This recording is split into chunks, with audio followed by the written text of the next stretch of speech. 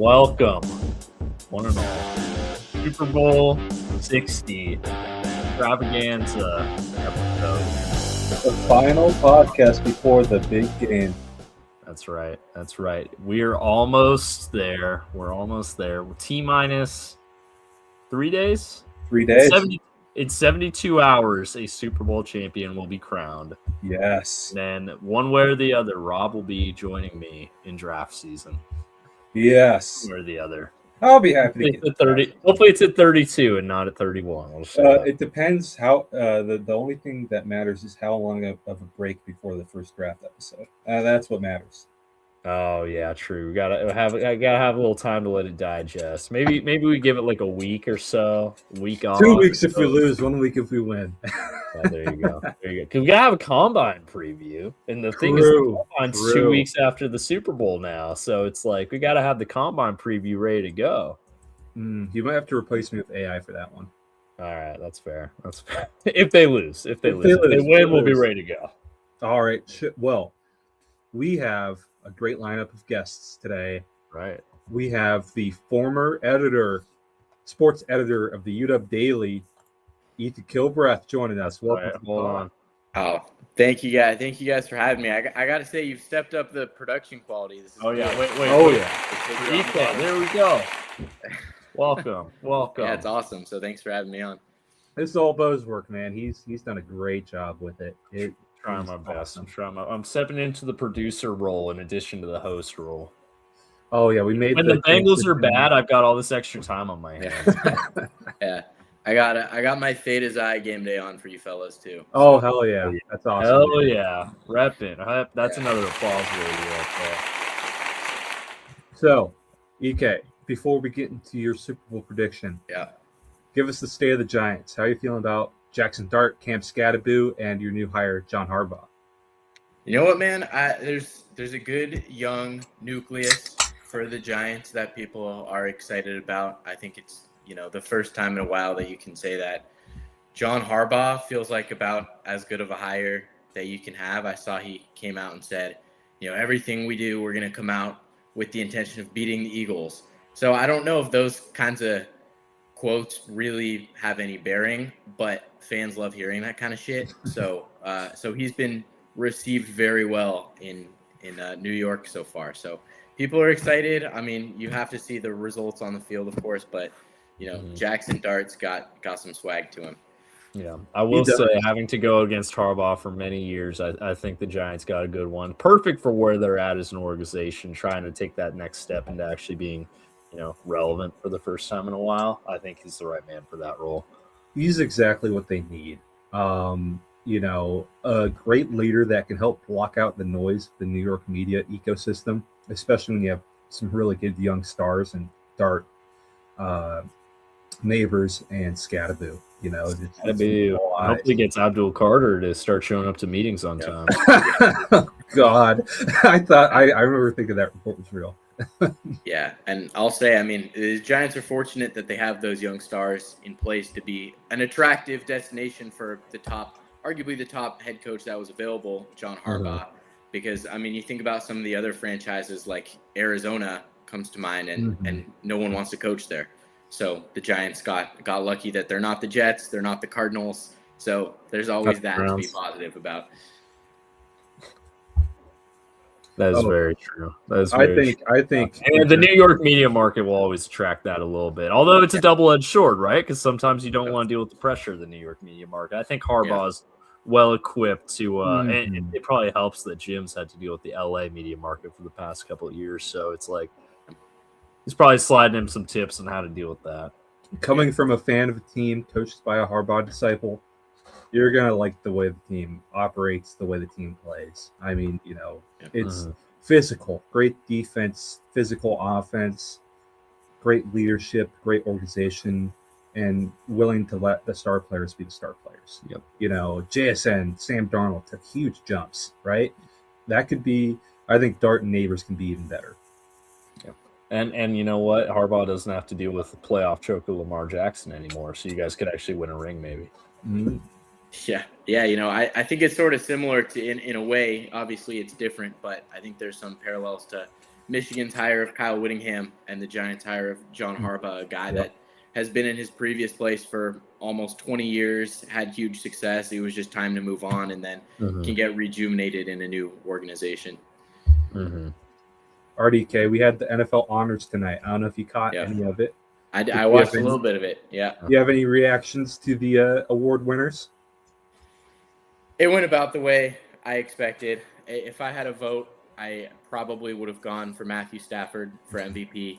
Not by much. I think it rightfully was very close. I think I agree with Stafford winning it just because, I know the Patriots schedule thing has kind of been beaten as a dead horse. But when you go game by game, that schedule just really was weak. I think Stafford makes tougher throws, honestly. I think he's just tasked with making harder throws than Drake Maye does. I know he does have Puka Nacua, which is better than anyone on the Patriots have, but I think that traditional stats like touchdowns and yards, maybe they shouldn't matter quite as much as they do, but they still do matter, those kinds of volume stats, and I think the gap was just too big there, that if it was a little bit smaller, then Drake Maye would have had the edge, but I think when you have a gap of 16 passing touchdowns and 500 passing yards or whatever it was, it's going to go to Stafford, and I'm happy to see Stafford win it. I think this pretty much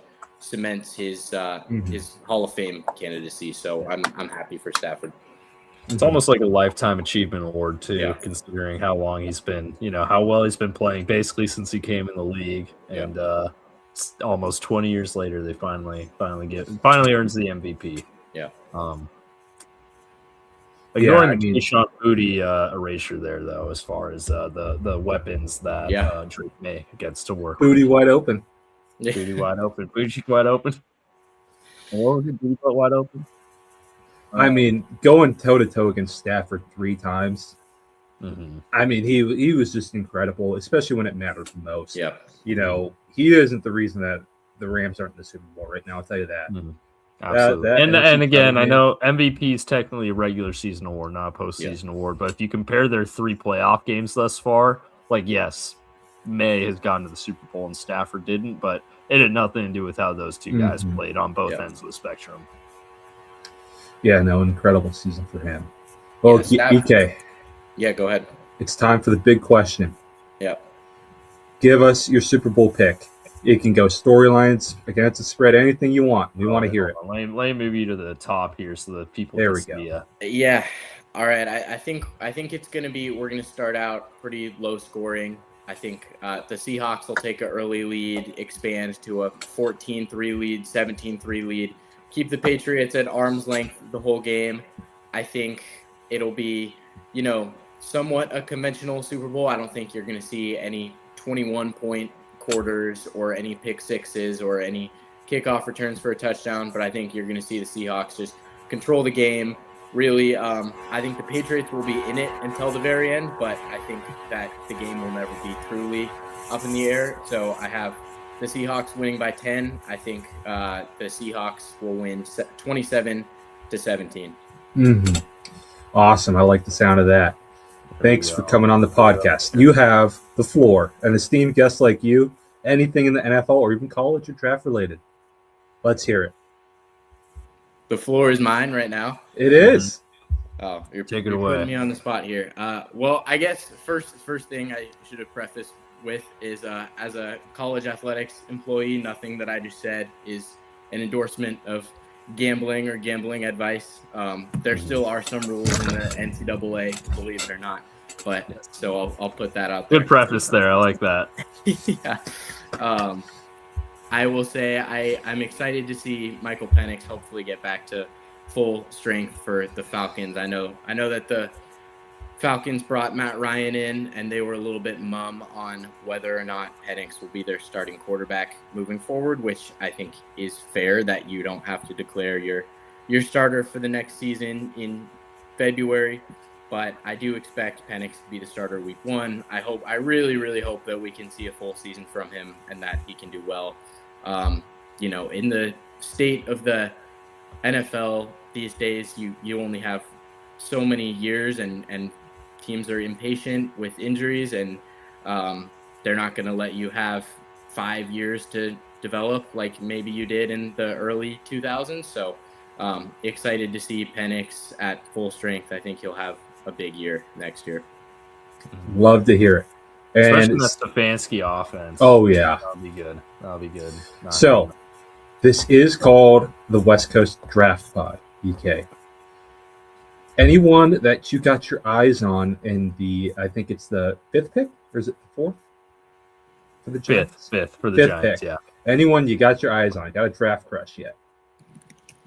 Oh man, you guys would know way more than me for that. I'm going to be honest. I think, honestly, I'm always a proponent of taking best player available. Mm-hmm. So I would have to look more at exactly how it's going to shake out. I admittedly haven't paid a ton of attention, but I think Caleb Downs was arguably the best player in college football. I don't know where he's supposed to go again, but I think he could be there at 5. It's around that range. He'll be there at 5. Whether the Giants take him based on positional value is the question, but I've seen that pick a lot, actually. Yeah. I think that would be an interesting pick. I could also see one of the top tackles possibly going to New York, and because a lot of the top O linemen, a lot of them project inside as well, so you got some tackle guard flexibility there. Really solidify that O line for Dart and Scatterboot. Mm-hmm. Yeah, basically anything but front 7. It's like pretty much the front 7's taken care of. You're good there. Build up everything else at this point. Yeah, I know that the Ohio State Jeremiah Smith is not. No, that's next year. Next year. Yeah, but their other receiver, Carnell Tate. Yeah, Carnell Tate. Jordan Tyson. I could see Jordan Tyson go at 5. He's a ASU receiver. Mekhi Lemon, honestly, is my favorite receiver in the draft. 5 might be a little rich for him, though. Maybe you could get a nice little trade down package there if you want to surround. I'm a big Tate guy. I like Tate, but and any of the top 3 are going to be interesting options, and you can even trade down and get Denzel. Very different from Malik. Yeah, that'll be an interesting one. Or Bo trade up into the first, or grab him at 5 in the second round. Maybe he's there. That's possible. Yeah. Do you guys think Denzel's going in the first round? I think there's a chance. This draft is probably the worst one ever. So, like, a lot of second round talents are going to be going in the first round. A lot of third round. There's going to be third round talents going in the first round. There's probably less than 10 true first round grades in this draft. It's a really bad draft. Pick number 10. Yes. Nice. Yeah. So all it takes is one team to really like his skill set, right? Mm-hmm. I think he's going to have great interviews. You know, we all know the character of Denzel. I think he's going to have a fantastic pre-draft interview process. How is he going to perform at the combine? That's his question. We know he's probably not going to run a 40. He'll save his 40 for the pro day. Does he feel like he's healthy enough to work out in the combine to really improve his stock? Because if he has a good combine, he will be a first-round draft pick. There's no true X receiver really like him in this draft at that top end of that first round. So he could make a market for himself there. Yeah, I mean, I'm going to be honest. From what I've seen from Denzel Boston, and granted, I don't follow it as closely, or the combines or the intangibles, but it's hard for me to believe that he's a first-round kind of talent. I know that the offense at UW certainly wasn't functional in 2024. It was better in 2025, and Denzel put up good numbers.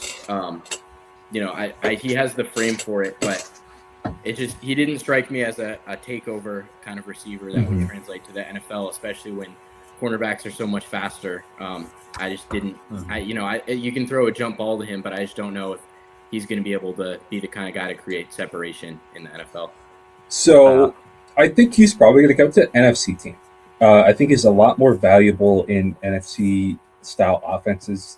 I think something that people who follow the NFL don't really talk about as much as should is the difference in offensive style between the NFC and AFC.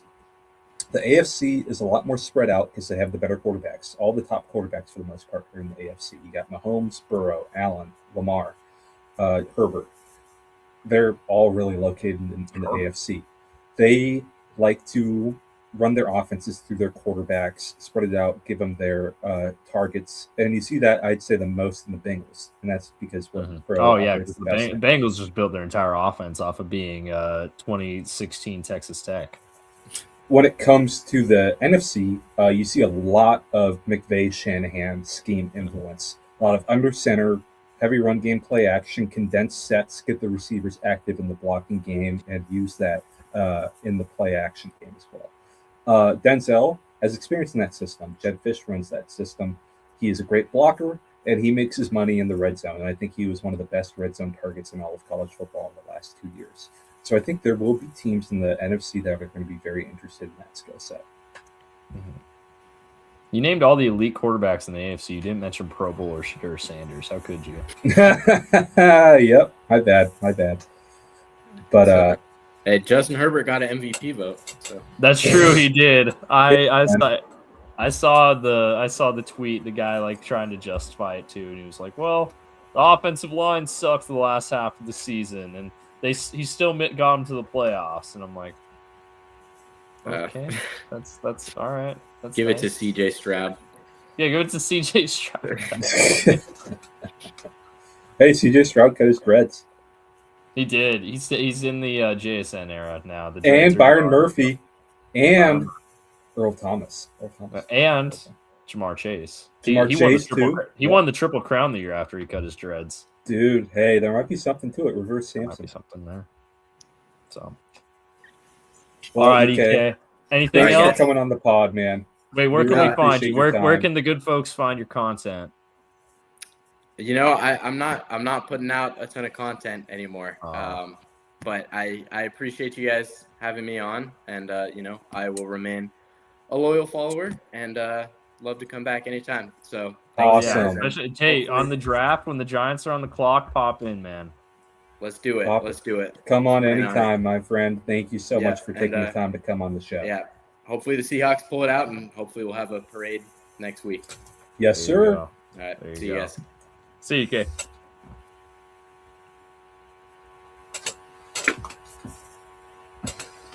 There you go. Always best brightest in the business. Awesome always an time. honor. Always an honor. He's been on the pod before, so always good to have him back on. Oh yeah, it's so awesome to get EK on the pod. I mean, one of the best sports minds I know.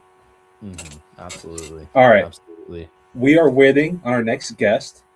Anything you want to talk about right now? I think we got like a minute or two. Should we talk about the Grace Abel Offensive Rookie of the Year vote? I will probably go on longer than 1 or 2 minutes. So fair enough. Have we talked about the Pro Bowl on the pod? The what? The Pro Bowl. Oh, we talked about it a little bit on Tuesday, I think. Tuesday. Okay. I'll just say Jamar Chase was on pace for Pro Bowl MVP, and then he absolutely sold at the end. Which, I mean, Garrett Bowles Pro Bowl MVP, man. Garrett Bowles should have been. I don't care the AFC lost. Garrett Bowles Pro Bowl MVP. Hell yeah, dude. That was friend of the pod, Jack Budenich in flag football and intramurals.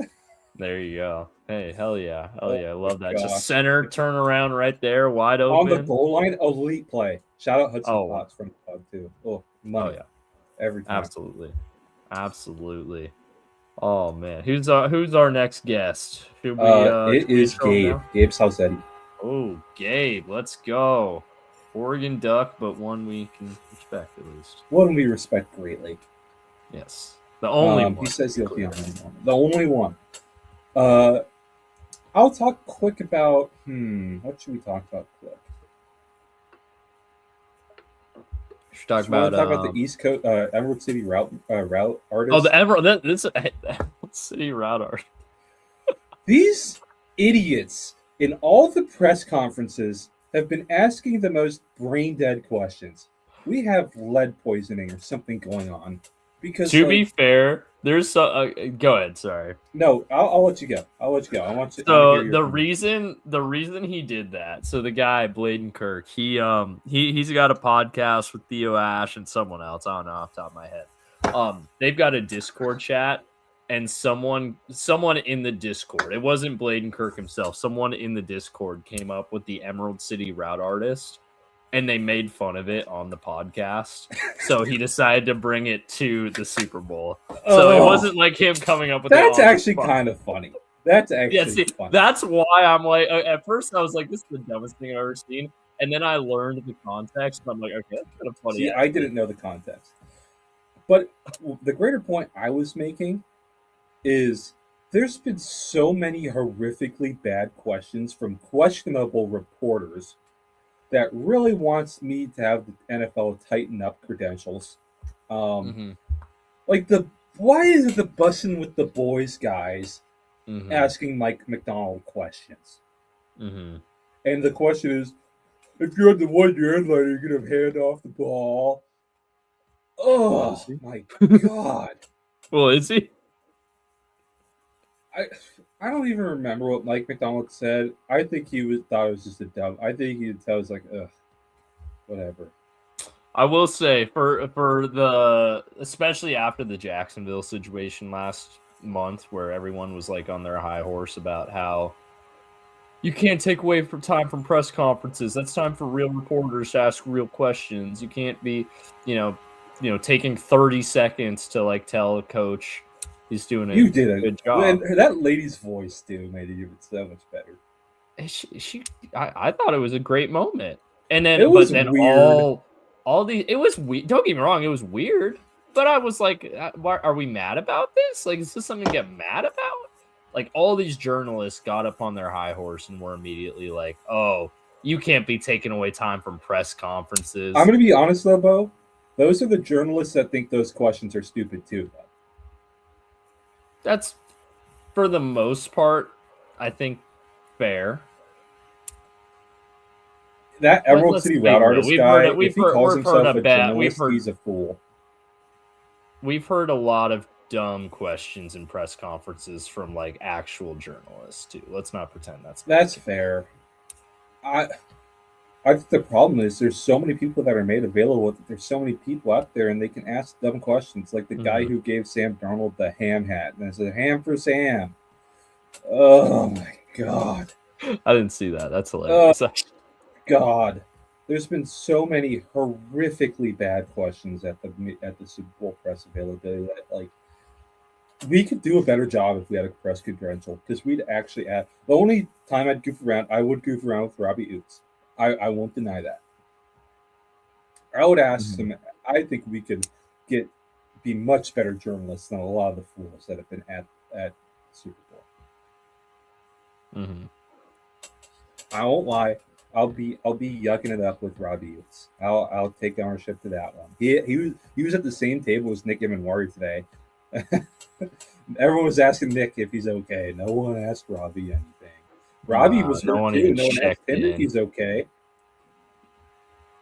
Wow. He's got a hurt neck. His neck has an owie. I'm sorry. What a joke for a fullback to be put on IR. He got put on IR earlier in the season. He's a freaking fullback. You're supposed to be tough. No, you're not tight end anymore, Robbie. Are you burning the Robbie Oots jersey now? No, I would never. Never. That's good. You know what? It's good. Good. I would have a profound discussion with Robbie Oots on how to spell out Robbie. That's what I would do. But speaking of the Emerald City Route Artist, I got to find this podcast now because what a joke of that Player of the Year award presentation. That was just embarrassing. I hope this hurts Drewski's career. Oh yeah, it absolutely. That was intentional. Oh, 100% intentional. And 100% intentional. You're taking away his moment. Yeah. Oh, yeah. He wanted to be funny. Stupid joke. Not even a good joke. No. Yeah. Well, there's tweets that are like Goodell's not letting Drewski leave that room alive. I don't think Barry Sanders was going to with his reaction. Oh yeah, he did not find it entertaining. Barry Sanders wanted to kill him for that. That was embarrassing for the NFL. Oh yeah, 100%. But the problem is, it's not even. It's not the NFL's fault. I mean, Drewski's a big name. Not. But It's Drewski being an absolute. He decided he thought he was going to be the funniest guy in the world and make fun of a guy's name. And it's not. It was a reach too. It's not even like come on, man. You have and guess what, Bo? What?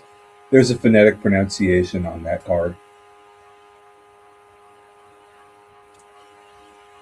100. Well, I think I knew that. I knew they had that for the draft. I didn't know if they had it for NFL. Well, I'm not telling that to you. I'm just saying that to make the point. I'm not telling you like that. No, that I know. I think the you ruined the moment of a culmination of so much hard work for a bad joke. Yep, 100%. Like that just pisses me off, man. Did you like that video I sent you of JSN's like speech since he wasn't there? Mm-hmm. His best ever media appearance, because it was pre-recorded. It's pre-recorded. and the other great part of that, of the East Coast or Emerald City route artist. Emerald City route artist, yeah. He's like, oh yeah, I like it. So like that's the JSN I know and love right there. Was his reaction to that nickname? He was like, oh yeah. Like the top comment on the Bladen Kirk tweet too was like JSN : it was like the Shark Tank meme, I'm out 1.3 seconds. Yep. I mean, it's in the moment I thought it was corny, and then I was like, oh wait, never mind. Once I learned more about it, I'm like, oh wait, this is like a meme amongst these guys. Like, but honestly, I don't think it was a good time to. I don't think that was the place to do that stunt. Honestly. The Emerald City Rat artist? Yeah, that wasn't the place for it. All right. We got. It was an interview that no one was watching anyway, so I'm not. I mean, it's one of the premier players on the team. Yeah, but he was being interviewed by like 55,000 different people across the course of the week. It was a question that literally took up 15 seconds of his time. I don't know. I just don't like it during Super Bowl week. That's the point. During Super Bowl week, and I experienced this a couple of years ago. You're going to get a million great questions. You're going to get a million dumb questions. When you're a premier player on a team, that's just the way things are. Okay. I mean, I just, it's been 10 years since my Super Bowl, and all the attention was on Marshawn and Sherm. So I guess it is a little different. All right. Yeah. Away from this dumb conversation, we have our second guest of the night. Welcome to the stage, Gus Ringo. There he is. Hey, welcome. Oh, hold on. Let me get the applause in there. There we go. Welcome back. Love to hear it. How are you guys tonight? Draft season? What'd you say? Have you been on since the draft?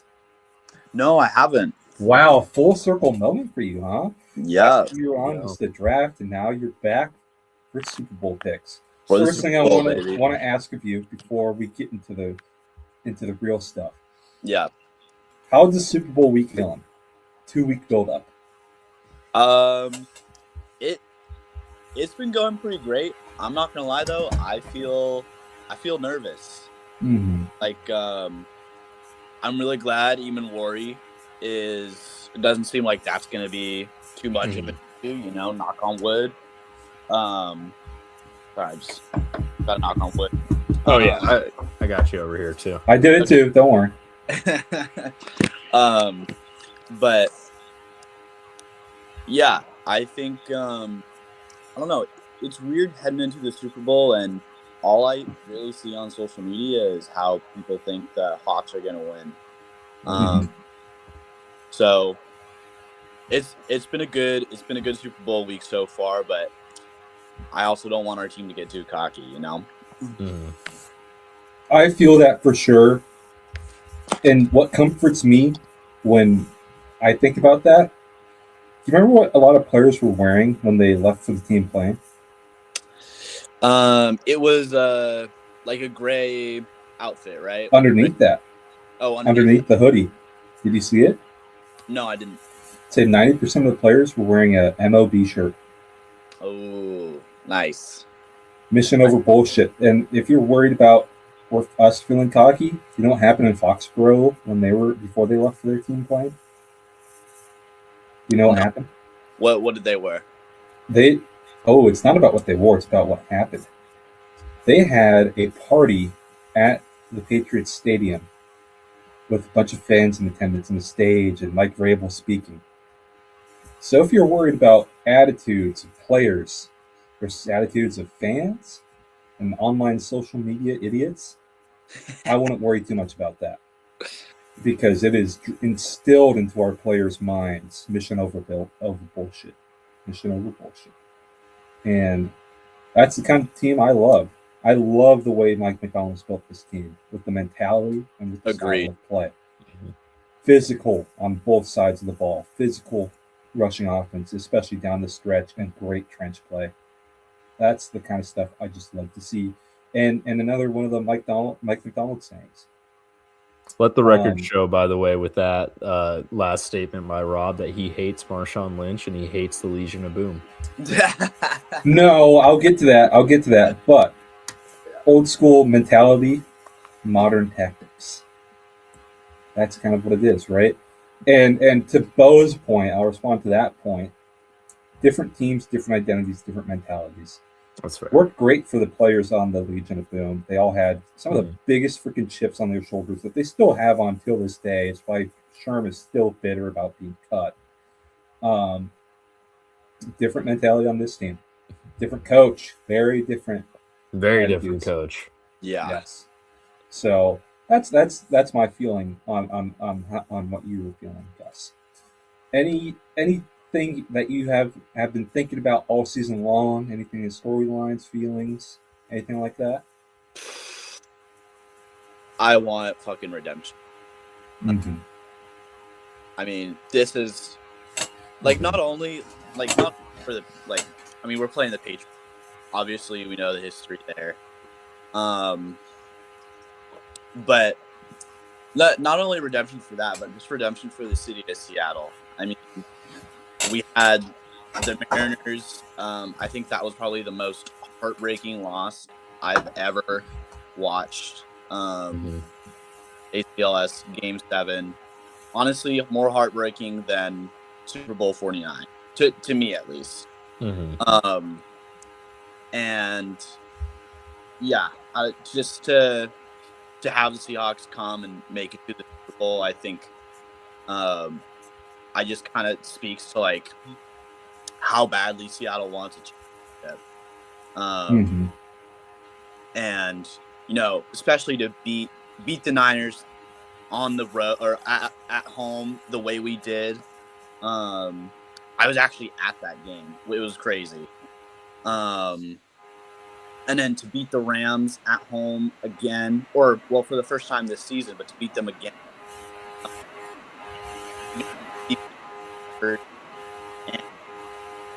And, now we have this opportunity. Yeah.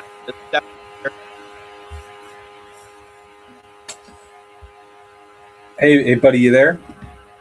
We're losing you a little bit there. Oh, really? Oh, now I got you. We got you. Oh. Okay. You're back. How much of what I say you heard? We only missed past like 10, 15 seconds probably. Okay, yeah. No, it's definitely it's great to see us beat the Niners at home and then beat the Rams. Matt Stafford, MVP. Felt really good to beat them again, especially at home this time. And yeah, this is definitely a redemptive season to me, at least. I mean, I feel similar to the same way, Gus, right? A lot of people going to the playoffs, they want an easy path. The way it's shaken out, I wouldn't have wanted it any other way.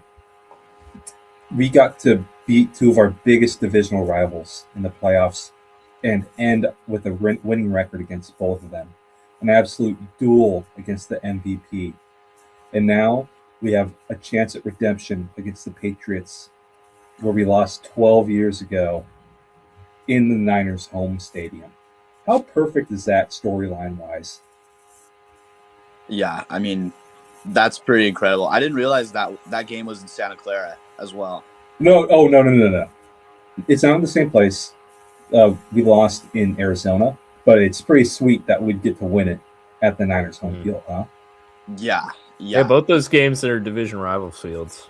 That's funny how that works out. Yeah. And a little redemption here, another redemption here. We lost Super Bowl 40 LX. We have a chance to win Super Bowl 60 XL. Wait, no, other way around. XL 40, LX 60. My bad. Whoops. How sweet can it be? Am I right? Yeah. This team has a pretty cool opportunity, and I'm excited to watch on Sunday. So the NFL honors were tonight. Did you catch any of that? Right, Oh yeah. Up here. I saw Drewski being pretty unfunny. God. Oh, we were just talking about that when you came on. What a fool. What a fool. That was embarrassing. Looked like Barry Sanders wanted to kill him. Just embarrassing. Ruining a young man's moment that he worked so hard for a bad joke. Yeah. It was a shitty joke, and like I don't know, like mispronouncing someone's name, like when they get an award, like especially if you know it, like that just doesn't seem very classy to me. No. Well, and especially with how he turned it too, like just to, yeah. And there was most likely a phonetic spelling on that part. Oh yeah, yeah. Well, I mean, he pronounced. And even if there wasn't, everyone knows who JSN is at this point. Let's be real. Yeah, yeah. If you follow football, you know. Yeah, exactly. But still super excited for him to get Offensive Player of the Year. I'm not gonna lie, I just woke up from a nap. So, are there any other awards that the Hawks won, or was that it? That was the it. Only one. That was the only one. Finalist for Coach of the Year. Eamon Wari was finalist for Defensive Rookie of the Year, but neither of them got it. Gray Zabel got third for Offensive Rookie of the Year. We're going to get into this later. This has been a point of discussion for me and Bo. As an offensive lineman, that's pretty cool. Yeah, I know, right? Yeah. Even cooler that he wasn't even the best offensive lineman. Shut your mouth, because the media disagrees, and so does PFF. PFF doesn't disagree. PFF's got Memu like 20 points higher. Wait, not down the stretch. Not down the stretch. So who won Defensive Rookie of the Year? Was Schlesinger from the Browns, linebacker. Oh, that was expected. Yeah, I mean, I'll say it right now, and we're going to get into this much later. Nick Eamon unlocked things in that defense no one else could have. He was the spoon that stirred the drink. Oh yeah, Carson's special. Well, if he'd been healthy, we'll get into year, it later. Won it. It is time for the prediction, Gus. Let's hear it. The floor is yours. Give us the score prediction too, so I can give you a nice little banner. Okay, yeah. Score prediction.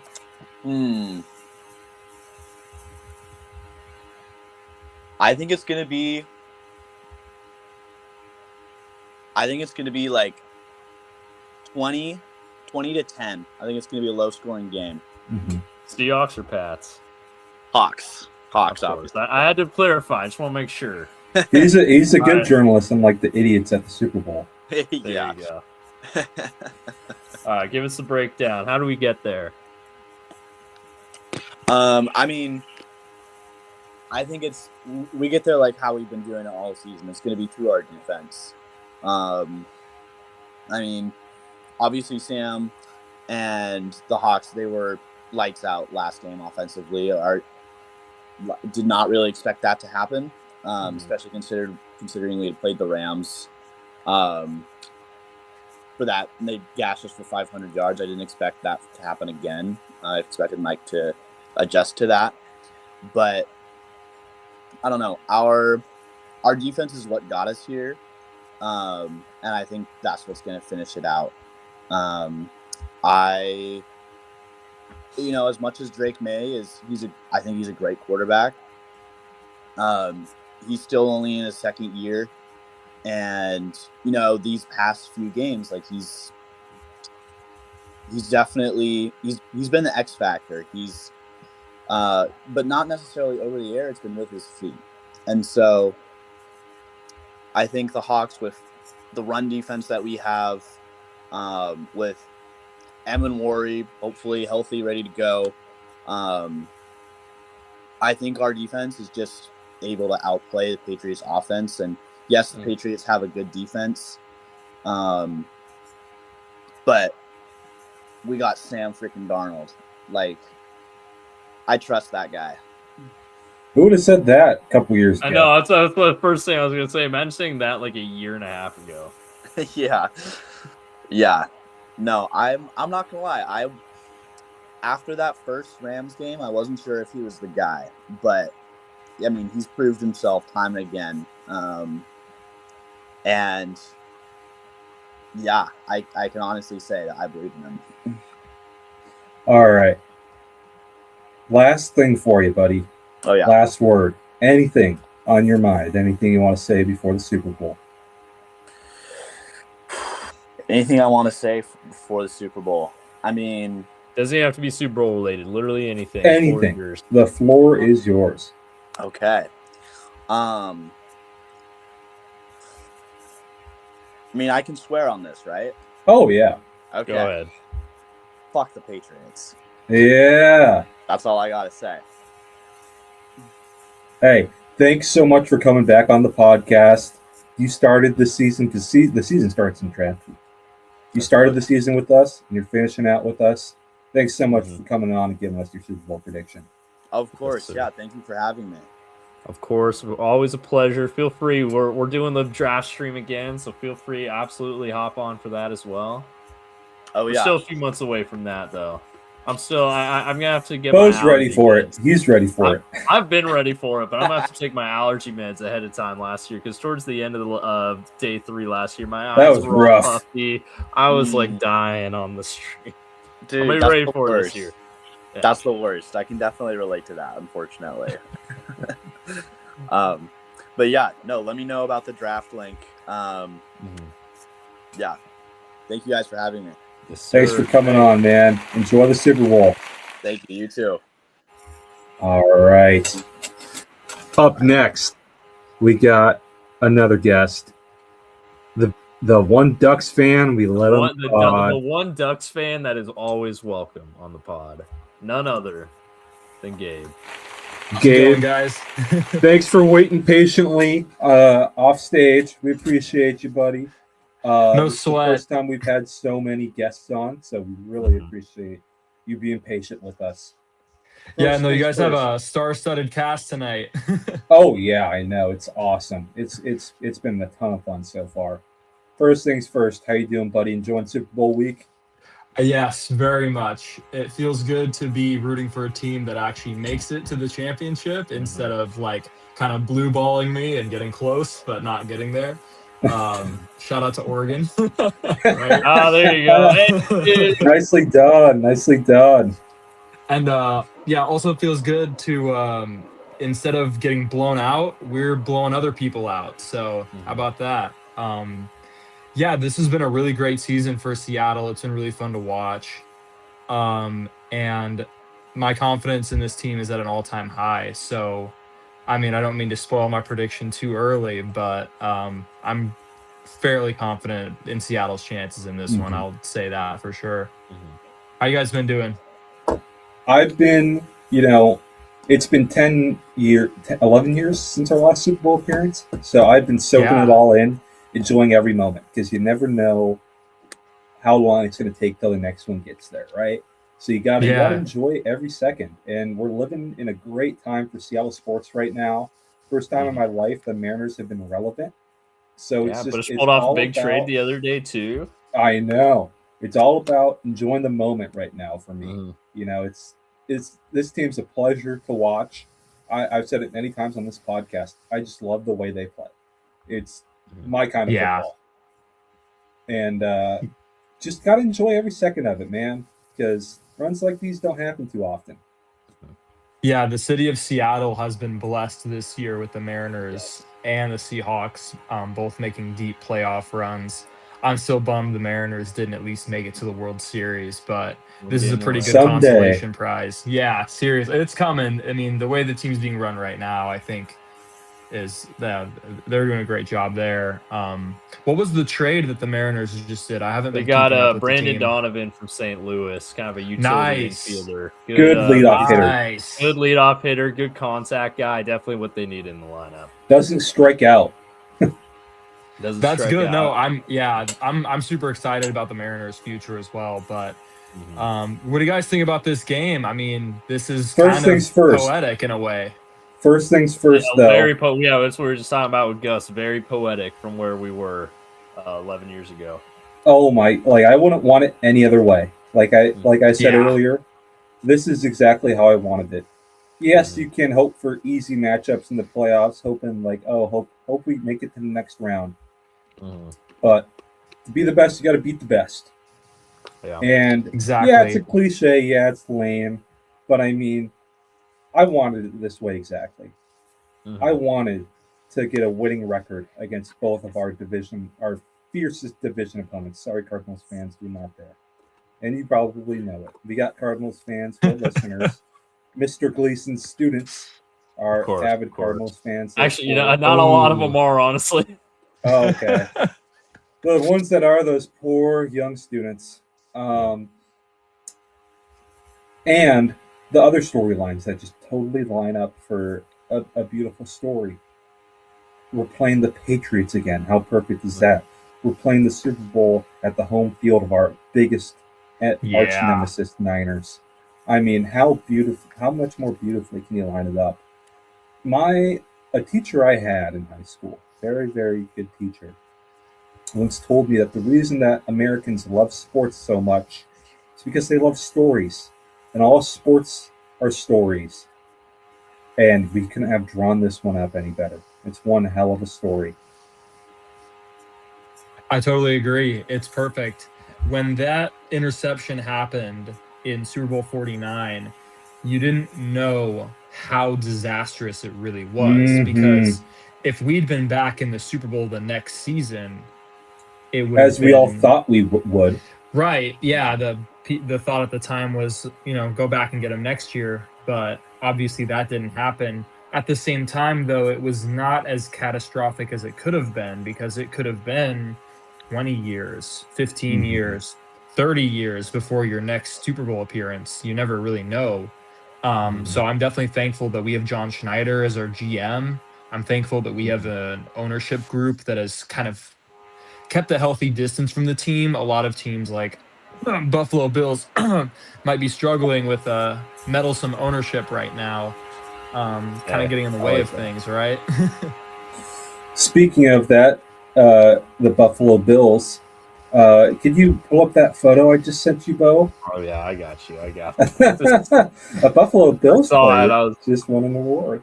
They just won NFL honors. They had a late addition to the honor roll, I'll say.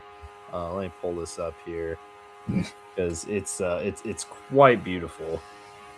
There we go. Oh no! I love cookies. Guys. I feel so bad for him, man. He got just slandered for how many reason. How many teams get how many active players on a team are getting bashed by their owners and presidents for no good reason? Yeah, just out of nowhere too. It's just it wasn't brought up. It wasn't like that. Reporter was talking about Coleman, or I don't think that was the question. I think it was just about receivers in general. And then all of a sudden, Pagula is like, to be clear, Keon Coleman was not quoting him directly here, but Keon Coleman was a Sean McDermott pick. So oh my God. That bum, nothing to do with Brandon Beane. Meanwhile, Coleman's just sitting there in the press conference looking at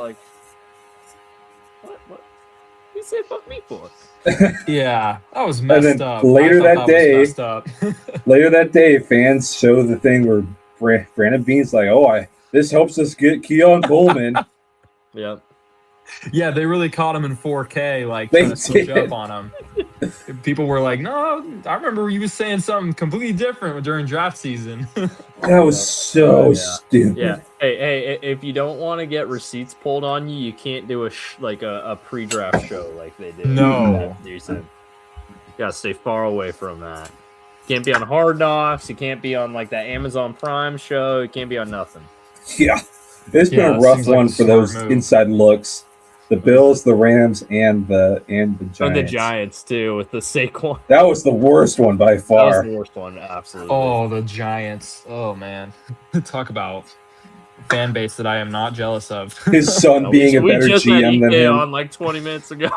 Yeah, it's definitely a good time to look around at what we've got in Seattle with our fan base and with the way the team's being run, and just be very grateful for it, because there's a lot of NFL teams that, say what you want about the Seahawks after the Legion of Boom kind of falling off. Still, you get the last 20 years. Tied for the most Super Bowl appearances in the NFC. Yeah. So I mean, I wouldn't take the NFC. many other situations. No way the Patriots don't have more. NFC, that yes. Is true. I was like, yeah, because we'll have a freaking cupcake conference. Hey man! In the past 10 years, only 3 teams have won the AFC, and you better bet your ass the Bengals are one of them. There we go. Yeah, that is true. That is totally true. I will give you that. Patriots, the Chiefs, and one year the Bengals won it. One year the Bengals. Oh yeah. Hey, you're carrying your weight. You're doing your job. Right. Hey, we're doing our job. Or it's the what's the meme? From whatever that show. It's like, I'm doing my part. I'm doing. From Starship Troopers. Starship Troopers. It's like the 3. It's like the Chiefs, the Patriots, I and then didn't do the Bengals, shit. and then the other 13 teams. I didn't do shit.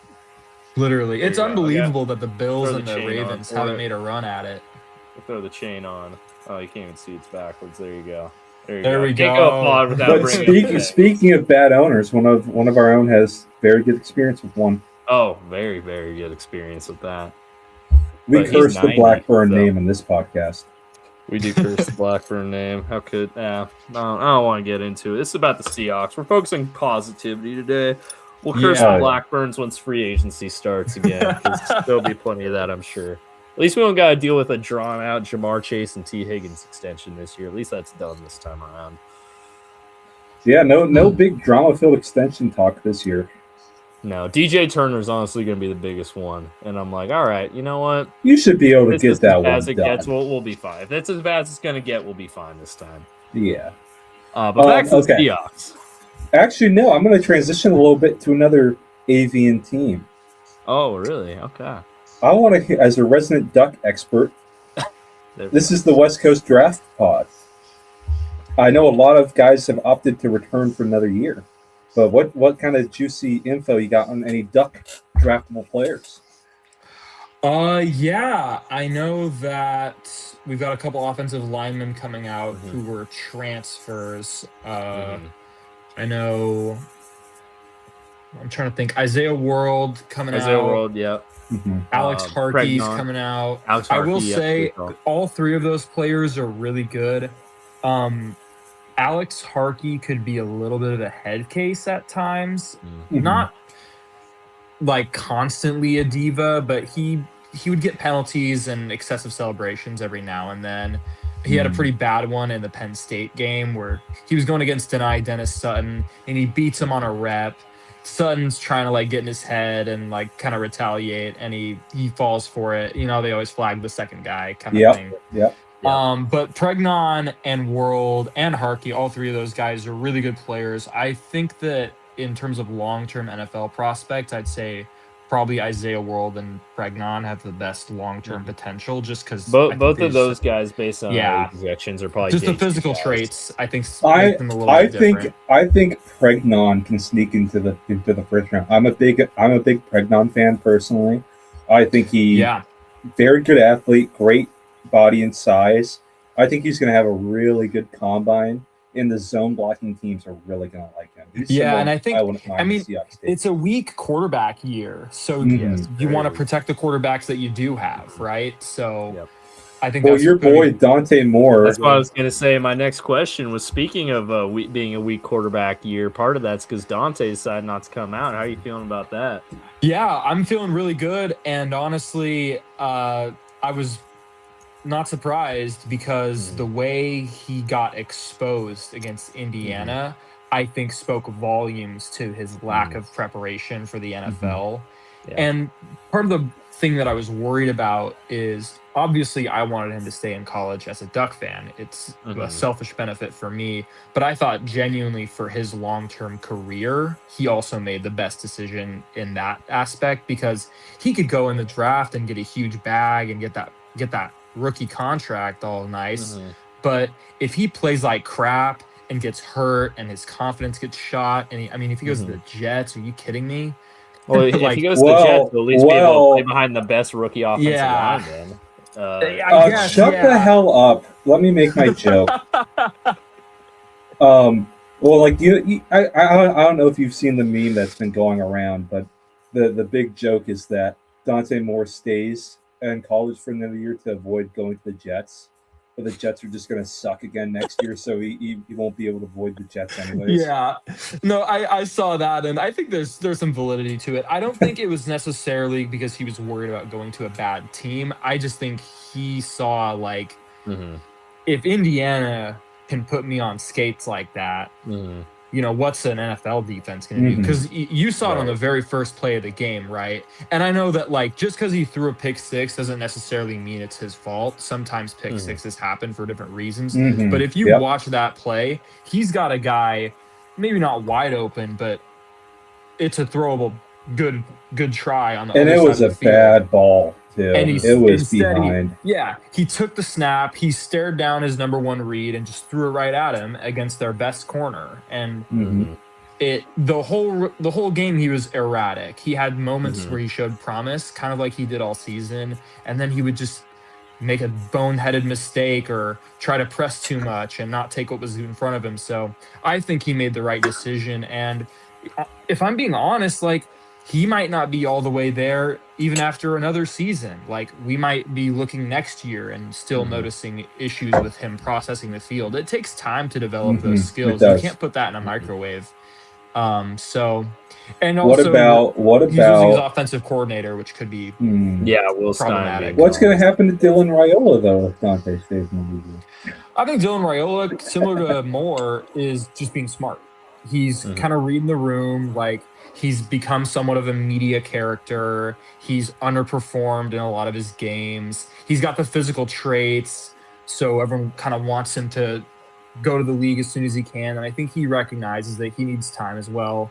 And I think he looks at what Dante Moore did, ironically enough, sitting on the bench for a year, learning the system, getting familiar with the receivers. I think all these things help. And, going to Oregon is fun, and you can kind of go there and just focus on football because it's not a big city, right? I've been to Eugene. Are you talking trash about Oregon's academics? Yeah, it's not. No. Well, it doesn't have the academic prowess. Academic prowess, right? Yeah, I remember that one. Oh God, that was the beginning of the end for Jimmy right there. That was funny. But no, that was probably the worst. That was some truth.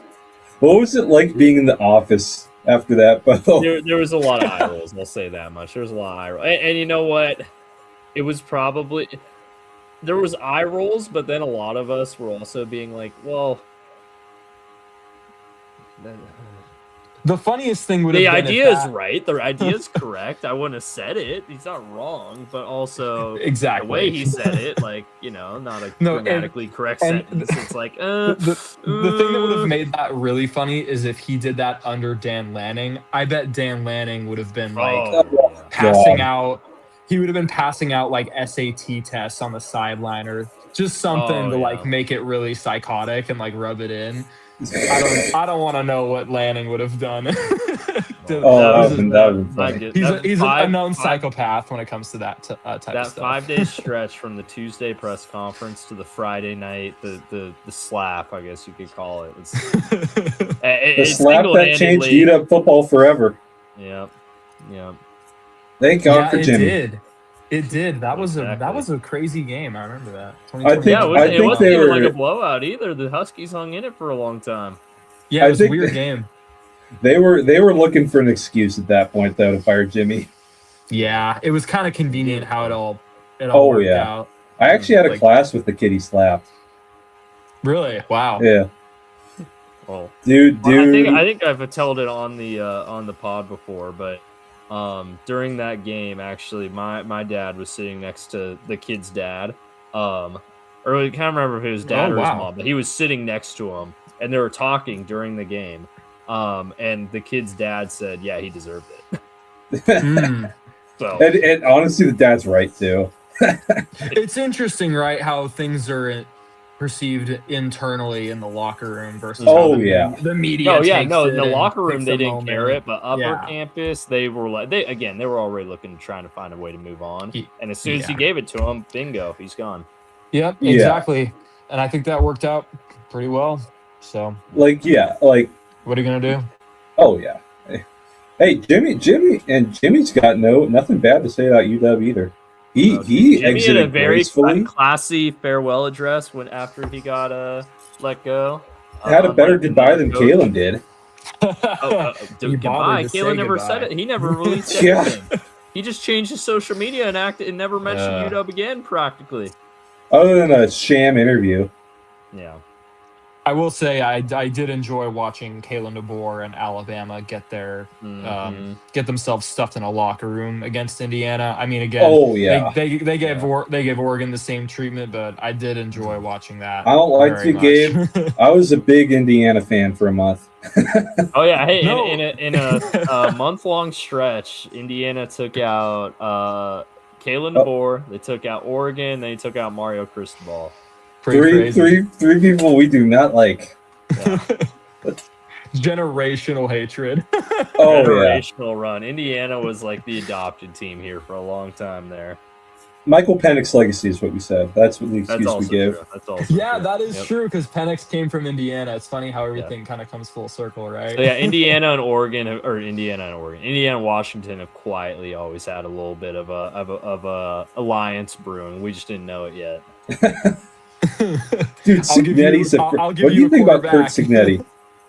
That dude is insane. Yeah, he's a great coach. And the other thing with the Oregon getting blown out is I think it really showed that Dan Lanning is not even in his 40s yet. It showed that Dan Lanning is relatively young to be in a conversation for like winning national championships and making it to the playoff all these seasons. Like, you again, like similar to Dante Moore, like that conversation, you can't speed run a coach's development in terms of experience. And when you're a young head coach going up against these grizzled veterans, it's baptism by fire. And that's what happened to Dan Lanning against Kirby Smart. It's what happened when we played Ohio State the second time. I think Kalen DeBoer ate Dan Lanning's lunch during those two games as well. Like, I think it was, especially in the Pac-12 championship, it was pretty clear that Oregon got thoroughly out-schemed and out-coached. And that's honestly, there will be some incidents of that happening probably in the future too. I just think it takes a lot of time for a coach to develop those things. And Lanning was kind of given the keys to Oregon relatively young. And so I just think it'll take him some time to really blossom into the head coach that he can be, because it does feel like until that happens, we're always kind of at a disadvantage when it comes to just game planning, especially when other teams have lots of prep time. Definitely something that will make me nervous going forward if there's playoff conversation next year, hypothetically, which hopefully there will be. Here's my honest, somewhat biased, but I'm trying to keep it as unbiased as possible here, opinion on Dan Lanning. So in my opinion, as a huge scheme nerd, right, he's never going to be the kind of coach that wins on scheme. That's my belief, right? Where he's really good at is, he's an excellent recruiter, but he knows how to use his resources incredibly well, right? You can make the excuse of the Oregon infinite money glitch, and there's some truth to that, but it also takes the right person to be able to use it right. Mark Helfrich was horrible at it, and it's not the same in the pre-NIL era, but I'll never he forget. didn't know how to use the tools that were at his disposal. I think Mario Cristobal, for as flawed of a coach as he is, was very good at that at Oregon.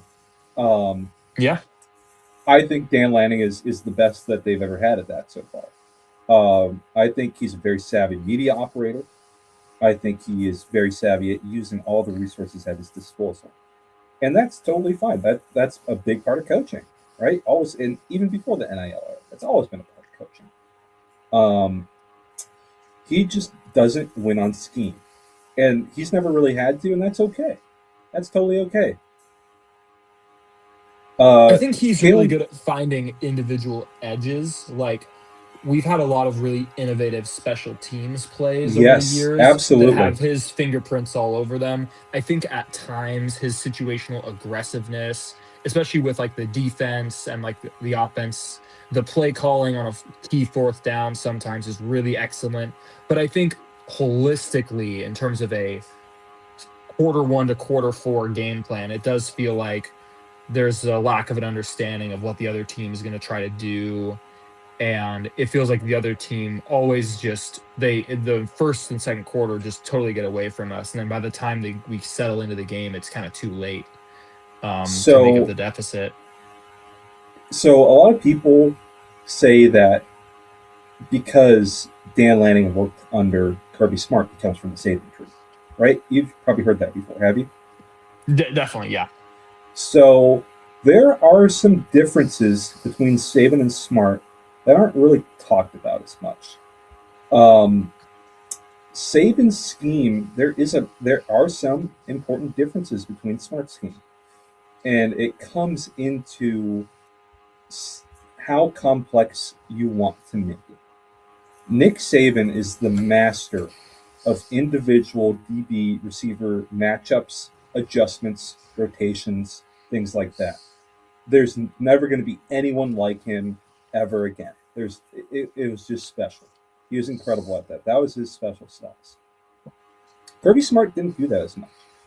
He had the base structure of the Saban system, of the Saban defensive system, simplified it a lot, focused on getting the best athletes available and having them play fast.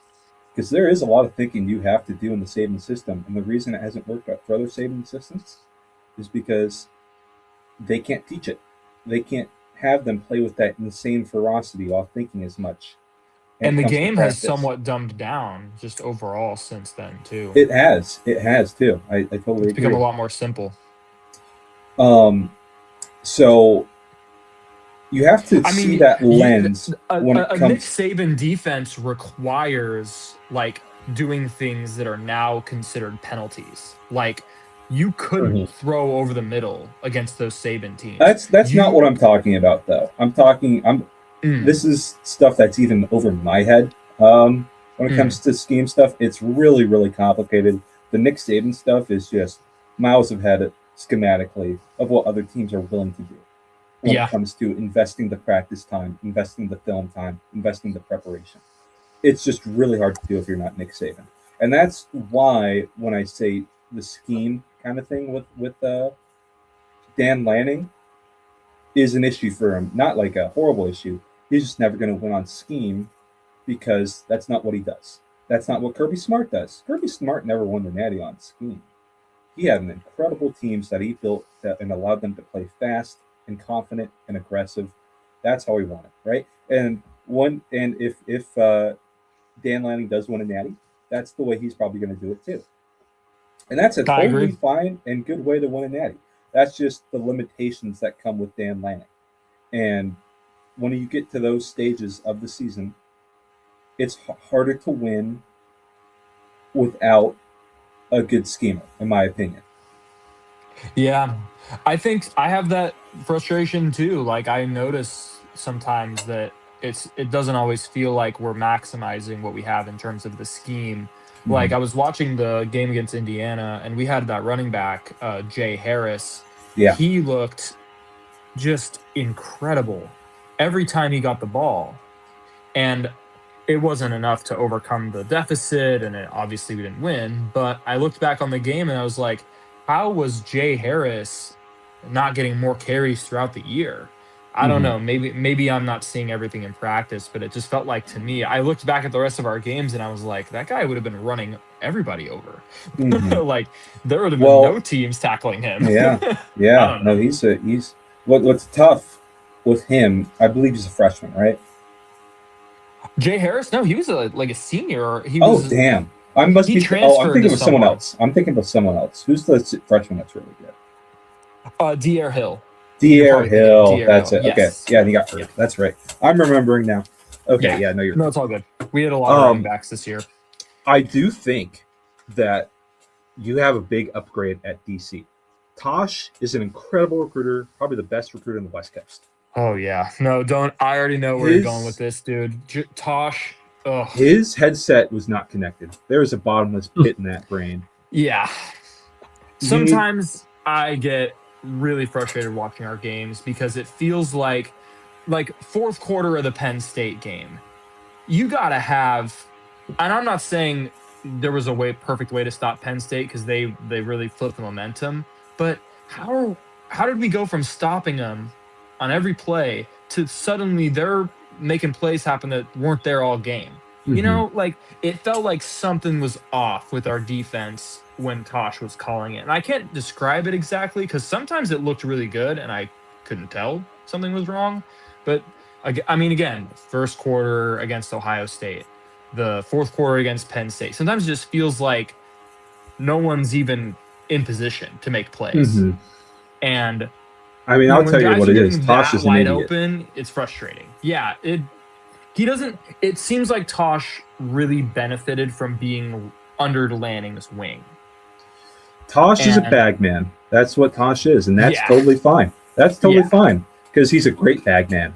I don't think he was ready to go be a head coach at Cal. No, it's going to crash and fail. I hope he's successful, but I don't feel good about it. I mean, I just don't. No, it's going to go bad. It's impossible to be successful at Cal because there'll always be little brother. Yeah, we got to stand for fan here. It doesn't take much to be successful at Cal. If you can win 7 games, if that's the definition of success, all right, yeah, he can get there. I'm just saying, relatively speaking, I'm blanking on the name of your new DC. If the goal's the playoff, if the goal's ACC title, yeah, he's never going to get there. But if the goal's 7 wins, he can get there. I'm blanking on the name of your new DC, but he's really good. Trust me on that one. I think the defense will look better. Chris Hampton, right? Chris Hampton, yes. Yeah. Yes. I like him a lot. I'm glad we promoted from within. I mean, again, time will tell, but I like the decision to promote guys and just keep faith in the program and not feel like you need to go get some big name. Because, I mean, again, look at what happened at Penn State last year. They brought in Andy Kotelnicki and what's the defensive coordinator? Knowles. Jim Knowles. Big names, right? But Andy Kotelnicki didn't mesh with Drew Allen. No. That was a terrible marriage. And Jim Knowles' defense is really complicated and takes years to fully implement. And they thought they were just going to microwave it. Like, no. Ball knower right here. That whole Couldn't thing. Say it better. That whole thing fell apart. That was extremely fascinating. I'm still like reeling from them firing James Franklin. Oh yeah, that was a bad choice. And you know what's crazy to me? Look at Penn State's schedule this year. It's brutal. So easy. If they had James Franklin and like they just kind of kept it together and weathered the storm, I think this could have been a really great season for them. But instead, they blew it up and lost a bunch of players to Virginia Tech. Yeah, and I think Matt Campbell's an incredible head coach. It's going to take a year or two. Yeah, and who knows? I don't know. I think Campbell, they kind of got lucky with being able to hire him, but they were gonna hire. They were gonna hire Kalani Sitake. Yeah, they. Oh my God, that should be a 4-hour podcast in and of itself. That entire storyline was extremely entertaining to watch play out. And I do think you change the outcome of one play in the fourth quarter versus Oregon, and it's a whole different story, which is just, I don't know. I don't believe in making decisions on those thin of margins. You can be pissed off that you lost, but you were one play away from watching us be devastated. Like, I don't know. It was just insane. I think Dan Lanning has an incredible eye for talent at assistants. I think that's something he does not get enough credit for sure. I am a little skeptical of the OC hire. I was a big fan. I know some Oregon fans didn't like Stein. I thought he was very good. OC. I thought Stein was incredible. I think Oregon fans who talk bad about Stein just don't like losing. They just wish we went 16-0 every year. But tough shit. Yeah. Will Stein was a great. He did a great job. Okay. That's good to hear that you're on the same page there. I think that's a tough loss. I think he's a really good OC. I think it's going to be tough in the SEC, but I mean, he's in his home state. He'll do much better at Kentucky than Lupoy will do at Cal. I think we can. I agree. If there's a prop line to bet on that, I will hammer it. Yeah, no, that's absolutely right. You know who I am interested in? Well, no, what makes me think? The Huskies hired an OC that was fired and disgraced from Purdue, going 1-11, I think. Oh, they hired Brom? No. The Husky. This was last year. Oh, last year. I see. Okay, sorry. They hired Ryan Walters, and he totally turned the defense around. Ryan Walters. Okay. Yep. He was like 1-11 at Purdue. It comes to exactly what you were saying of bad choices, bad situations, bad choices, hiring the wrong people, right? Some guys get overlooked, get fired too quickly for bad choices. Because we got clowned for hiring Ryan Walters. It's like that. I think Tosh Lupoy he's going to last 2 to 3 seasons. Yeah, and it's such a social media Twitter mentality. People go online and they look at Oregon's total defense rankings in the past few seasons, and they're like, oh, their metrics say this, so Tosh Lupoy must have been doing a good job. But if you watch the games and you understand the context of him being hired and all that, you can see that he massively benefits from being here and is a negative net value. It's Dan Lanning's defense too. It's not Tosh's defense. But people, again, it's just such a cookie cutter mentality. And then people look at Ryan Walters and they're like, well, their record was bad, so he must be bad. And it's like, dude, it's Purdue. Yes. It's Purdue. Calm down. Social media views coaches incredibly poorly. Incredibly poorly. I swear to God, you could put Nick Saban at Purdue and they're going 6-6.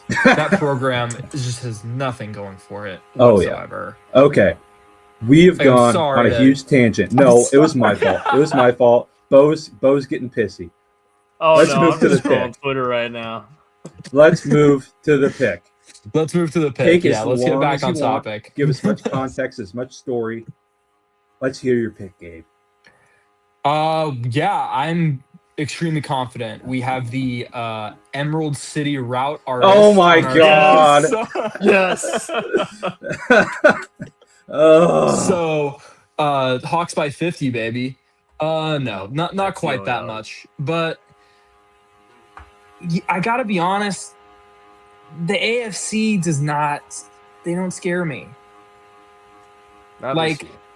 Not this year. The NFC competition was what's funny is it was just like this when Seattle was in the Legion of Boom era. Mm-hmm. The NFC was a knife fight and the AFC was this little cupcake fest, except for the Patriots. But even this version of the Patriots, I don't know. Nothing they do terrifies me. They do a lot of things at an above average level for an NFL team, but they don't have X factors. You're not worried about Mahomes. You're not worried about Brady. You're not worried about even players like Devontae Adams and why am I blanking on the Rams Puka quarterback name right now? Oh, Stafford. No, Stafford and Puka. Matt Stafford and Puka Nacua and Devontae Adams, that's Hall of Fame level talent that you just went toe-to-toe with and beat 2 out of 3 times. Nothing the AFC is going to throw at me, at least this season, comes close to that level. And let's not forget, the Rams also have one of the NFL's best defenses. I really just feel like the Rams game was the Super Bowl, and this is the difficulty level that the NFC Championship, quote-unquote, would have been or should have been. And, yeah, I don't know. I don't think Drake Maye and they have the kid from Ohio State, Travion Henderson. He's a tremendous running back. They've got Stephon Diggs. They've got Kayshon Boutte, a couple really good receivers. And they've got some guys in their defense who can really play. Christian Gonzalez is really good. Shout out to him. I know they've got some guys on the defensive line who are also quite talented. I'm blanking on their names. Barmore and Milton Williams. There you go. Milton Williams and Barmore. Thank you. Yeah, those guys are both really good. But Seattle's got guys like that and then some up and down this roster, especially on the defense. And the only thing that was having me a little bit worried today was I thought maybe Nick Emanwari would be out with an ankle injury. Knowing he's going to play, I'm going to take Seattle 27-16. I think it'll be moderately low-scoring game, and I think the difference in the game is going to be the Seahawks defense in the red zone. People are going to look back at the game and say, what if the Patriots would have gone for it on 4th down instead of kicking field goals? But I think the Seahawks defense is like that. I think the offense won't go crazy, but they'll put up points, and Seattle will always kind of be one step ahead. Also, look out for Rashid Shaheed. I don't know how you kick to him. You can't kick to him, but if you do, or you let him get out there on a jet sweep, it's wraps. We have not seen a jet sweep all year. We've seen reverses. I want to see a jet sweep so bad. Yeah, I don't know. And maybe I think maybe Kubiak's got a little something in his bag for this one. But I'm just really excited because I think Seattle's got this one, and I would be very surprised and sad if we lost. This is not at all like the 2015 Super Bowl where that was a juggernaut. That was a battle of, that game really could have gone either way. And the Patriots were favored coming into that game. The Patriots were favored going into the game, exactly. Is the NFL rigged? We will never know, but that game is strong evidence that they might be, because I don't know how the hell you throw the ball on the 1-yard line. But unless something dumb like that happens in this game, I don't see Seattle losing. Gabe, do you want the harsh reality? Yes. It was absolutely the right call to throw the ball. No way. Hold up, bro. Hold up. Yes, it was. You have no idea how much thought over 12 years I have put into that question. And for many years, I thought it was idiotic. And I started actually getting into the absolute depths of what football actually is. No, you overthought it, though. No. Let me speak on this, okay? Hey, he's taking some heat off me for the Armand Membu stuff, so go ahead. Hey, talk your shit, Gabe. I appreciate it. With the clock situation, okay, there's many factors that went into why this decision was right. Well, let's see it. Clock situation. We had one timeout left. We need to throw once if we're going to run it. If we run it twice, the game's over, and don't make it, the game's over and we lose. It was 1st down. Also, we need to manage the clock so that we don't have to take our timeout, so that we can milk some clock so Brady doesn't get it back with a minute left. People forget that. There wasn't 10 seconds left. It was a minute. How many times have you seen Tom Brady go down the field, especially in that era, with no time left on the clock and win it? That was his signature move before Mahomes did it to Allen. Third of all, that season, Marshawn, not one time on a goal-to-go situation on the 1 scored a touchdown. He fumbled it twice. Third of all, you know what? I'm not done. There's even more. When you watch that play, go look at how the Patriots lined up and who they had on the field. That is not a look you can run into. It will be stopped. It will be a pile. We'll have to burn a timeout poorly, or it just isn't right on the clock management perspective. Finally, here's the conclusion to my thesis. It was the right choice to throw the ball. The play call was horrendously bad. That play that they called was very, very bad. You are having Jermaine Kearse trying to block on a pick play, basically, against Brandon Browner, one of the best block-destructing cornerbacks in the NFL. That was a bad play call. Run mesh, run some sort of flood concept, with a pivot route and a pylon route, or if you really, really, really, really are dedicated to running the ball, run the read option. I think you made some good points, but I still just think you hand it off to Lynch, and if he doesn't get in, you go home and you say, you know what, they deserved it. Mm-hmm. I think you go to bed at night better, and it wouldn't have been a controversy. If we had run the ball twice and got stuffed, it would have been an amazing play by the Patriots, and it would have gone down in history for them making a play. Instead, it goes down in history as you making an epic fail, and that's my problem with it. That is very justified and fair response. That's my thing, but. You made some good arguments, though. I mean, the fact if you're worried about Lynch fumbling, you can run a little QB sneak or something. I know Russell Wilson's not a very Russell big Wilson guy. was so bad at that. That's true, but it wasn't just like the one. It was like right there. Like you really, I don't know. You could have done it. You could have done it. Plus, he runs read option all the time, so he's willing to stick his. That's why I said read option. Yeah, yeah, but exactly. The Patriots would have been ready for that. Let's be real. Maybe, but they absolutely would have been. Yeah. I am very excited to watch the confetti rain down and wash that memory away. I really hope that that's what we're about to get because, I mean, what are your guys' predictions? You'll have to watch the podcast. Yes, you'll follow along. We're still getting there. We're far from that, buddy. We're an hour and a half in. I don't know about far from that. We're probably getting there soon, but we got to go over awards, buddy. All right. We're going to have a 20-minute discussion about you guys are going all night. I probably got to get to bed because I got work in the morning here. Hey, man. Thanks so much for coming on the podcast. Yeah, show them our you guys head having coaching me on. predictions, how bad that was. Show them that real quick. Oh, yeah. Wait, let me see here. Sorry, my screen is like making this. Oh, really no. small. I can zoom in. Oh, I just zoomed down the wrong tab. Okay, so you guys picked. No, the head coach predictions, Bo. Oh, the head coach. Oh, the head coach predictions. Oh, yeah, here you go. Over 10 and 1%.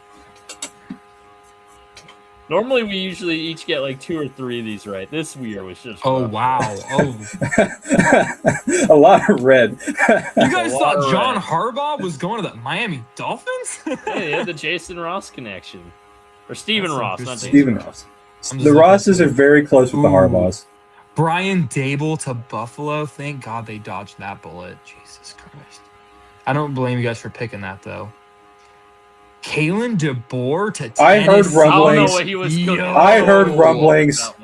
Yo, I'm just saying that would have been crazy. I'm not trying to gas you, though. I just think I feel like I went with like the safest pick for every single one. I went 0 for 10.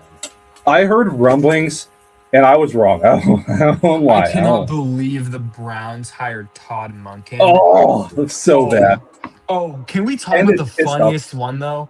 Pittsburgh hiring Mike McCarthy has got to be the biggest I'm loving that one.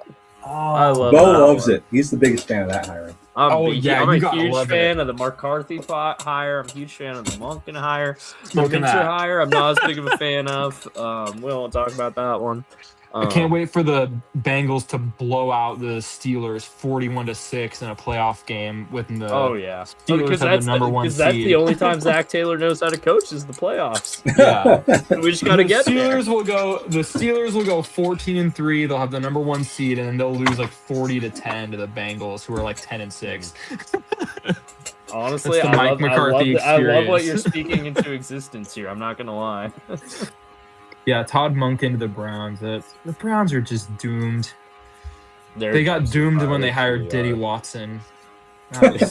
Yeah, it was karma. It's been karma. They had it, dude. But they had Baker. They had it going, and they hired Diddy Watson, and it's over.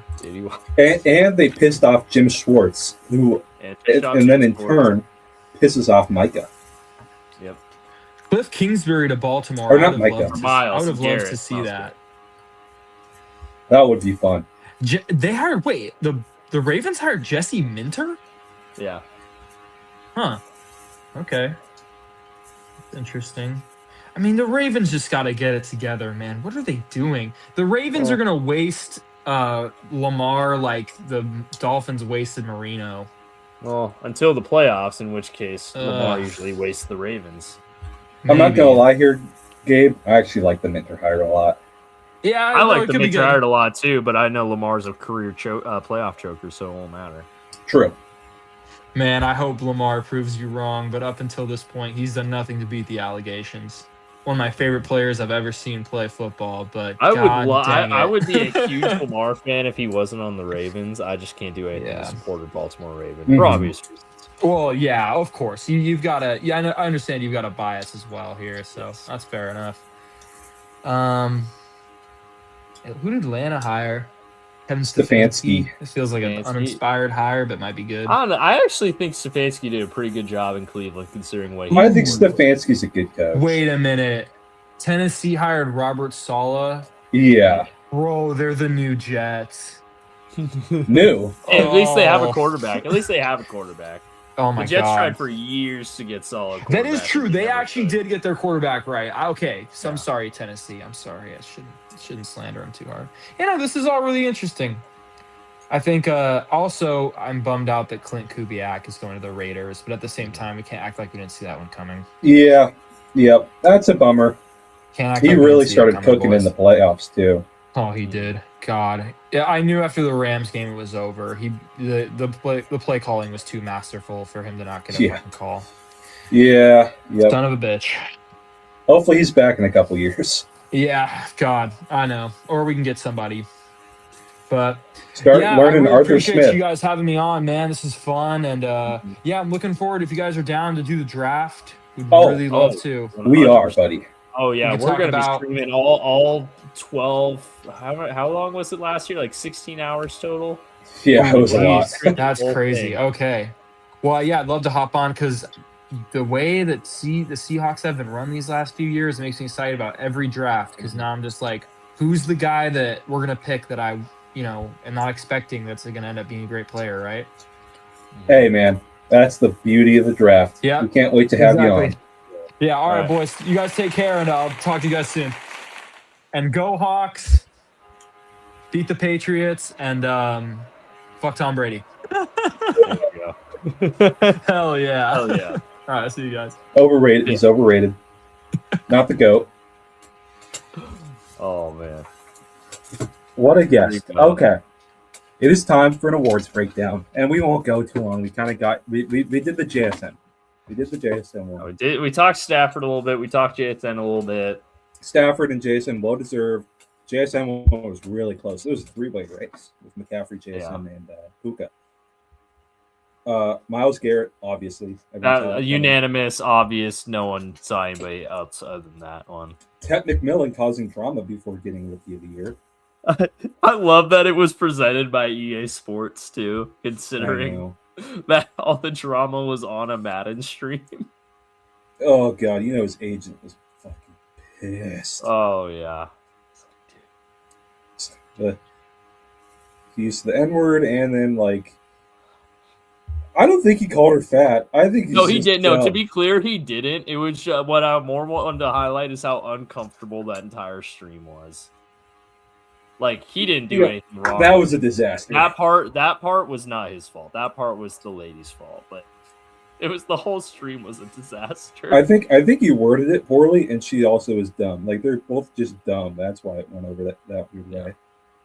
Well, I mean, he was literally pointing at the. I mean, I won't go into it too much, but he was. It was just pointing so at the food stupid. in her hand, it doesn't look like you only eat salads, and she's like, "What do you mean? You call me fat?" While she's holding I don't even know what she was holding. Some sort of pastry.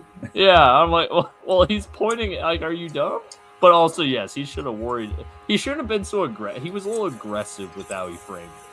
He was he should have smiled or laughed while he said it. It was all so weird. It was very awkward. He seems like kind of an awkward guy. I'm not gonna lie. I think he's just dumb. Yeah, which there's correlation to awkward and dumb. Yeah. Sometimes, not all the time. But a very funny and weird situation, honestly. Yes. Very, very much so. Oh, don't get me wrong. I thought it was hilarious. Like that, every single clip I saw come out of that stream, I was like, this just does not look. What the ones that were and weren't his fault, I was like, this just does not look good for you. You should have not gone on this stream, dude. It just kept going worse and worse. It was just watching a car crash, and that you know, I like irony. Irony's funny, and that's kind of what it felt to me. It's just so ironic that like they're hyping up this big stream for his award that he can get, and he just keeps putting his foot in his mouth nonstop. He got JSN media training. Yep. He went to the Jackson Smith and Jigba School of Media Relations. Yeah. Hopefully he gets the pre-recorded going forward. Make sure everything's pre-recorded. Shout out Dave Pearson for making sure it was pre-recorded for JSF. There you go. Oh yeah. Let's see. I'm totally gonna get a mean phone call from Dave Pearson. Likely we haven't ever. He hasn't found our podcast yet. Not yet. Defense Rookie of the Year. We kind of touched on this too. Schwessinger won it. I think if he won it overwhelmingly. I think Wari had produced like he did the second half of the season because he wasn't healthy in the beginning. If he'd been healthy all year and produced like that all year, yes, he would have won. Absolutely. But you know, personally, it's just whatever. I'm over it. I'm not pissed about it. I just think it was a flawed judgment. I mean, I don't hate going with the guy that was productive from weeks 1 through 17 or 18. Well, I'm talking about what the production means, right? I mean, it wasn't just tackles. I mean, he was an analytics darling too, Schwessinger. That's not what I know I said that like the other podcast. That's not the hugest point I'm trying to make. Is this is hard to put it because it comes from a very scheme-oriented kind of point of view here. I don't think that Schwessinger, regardless of production or analytic darling status, has had as big of an impact or production on a defense, especially the league-leading defense, than Schwessinger had with the Browns. Technically, neither of them had the league defense. Technically, Who did? But I know what you're saying. Yes, technically. Number one DVOA defense. How about that? But you get the point I'm making, right? I do. No, I do. I'm just being intentionally confrontational. Oh, I know. My dad and brother love to do it. I'm very fun to. Yes. I'm very fun to needle. It's their favorite pastime. Gabe was having fun with that. Oh, I know. I'm very provocable. It's the opposite of provocative, provocable. I think there's a word for it. Yeah, probably. Easily provoked. Easily provoked, yeah. It's not a word, it's two words, but it communicates. That's why my parents, when I think I should go to law school, I like to argue. Oh, yeah. Okay. Where is it next? Offensive Rookie of the Year. Here, speaking of arguments. Oh, yeah, here we go. Oh, no, we already did offense. Okay. Someone who said that we haven't talked about Zabel versus should get mentions for Offensive Rookie of the Year. A guard got third place in Offensive Rookie of the Year. A guard. You were right. And guess what? He got votes. And I'm not saying he didn't earn those votes. Very much not. I think he deserved 2 votes. My argument is if offensive linemen are now in consideration for these types of awards, which they historically have not been, I think that's a good thing. I think we both agree that that's a good thing, right? I think we're behind that. B, I feel like Membu should have gotten votes then because he was the best rookie offensive lineman. That's my argument. Mm-hmm. I'm not saying Zabel didn't deserve votes. I'm not saying Zabel was bad because he wasn't. Zabel's awesome. I love Zabel. This has turned into a Bo hates great Zabel argument, and that's absolutely not what it is. You're a hater. I'm not. I love great Zabel. I wanted Cincinnati to draft him. I'm just looking at it like if one offensive lineman's going to get votes for Offensive Rookie of the Year, which are deserved, I feel like the player that I think had a better season should also have gotten votes. I think at this point, we're just going to have to agree to disagree. I think Gray's had a better season. That's just my opinion. Also, I think it's hard to say one's better than the other when one's a guard and one's a tackle. That's fair. That's fair. So at this point, I think we just got to agree to disagree because I think we got the. I was like screaming at you in text. Gray Zabel got third place. I know. I saw that. I was like, I rolled my eyes as soon as I saw it. I was like, oh, we're gonna have to talk about this on the pod. And I think it was funny though. Hey, you giving a good argument and me becoming reasonable has done poorly for entertainment value of this podcast. You're right. We should have turned this into the first take where we just yell at each other, not stop. I'm walking off the set. Walking off the set. Click. I'm gonna go backstage. I'm going backstage. We'll take this backstage, and then it cuts commercial, but like in between the commercial, they have a shot of us arguing backstage more. Oh my. Coach of the Year, Vrabel. I would have loved if McDonald won it. He was my pick. I don't have a problem with Vrabel winning it. Mm-hmm. I wouldn't have had a problem with Cohen. There are 6 good candidates. There are 6 good candidates. There are so many good. There's so many good coaching jobs this year. I'm not upset about it. I'm really not. I think there's many arguments for many different players. If you're looking at pure like strength of turnaround from a record standpoint, I mean, you can't really argue with Vrabel going from 4-13 to 14-3. It's hard to argue with that. From a pure, if you want to just look at where were they last year versus where are they now, yeah, Vrabel has the argument that he had the biggest win turnaround. Can't argue with it. Cohen, Johnson, McDonald, Vrabel, Shanahan. Who's the 6? McVay? For you? Because you said 6.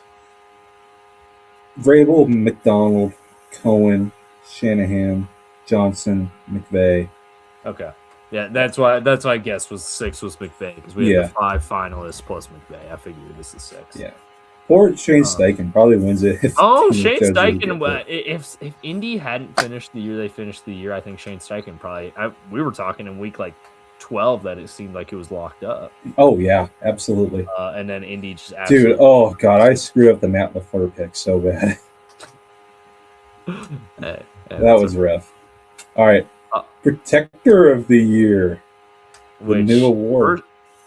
I'm shocked that it went to, because I even like going into the night, I think a lot of people started saying, and I was like, oh, I regret putting Sewell, because a lot of people started saying it was going to be Bowles. Tooney was the name that I was like, I was not even considering. So when he won it, I was like stunned. Not because he didn't deserve it. I was just like, really? Okay.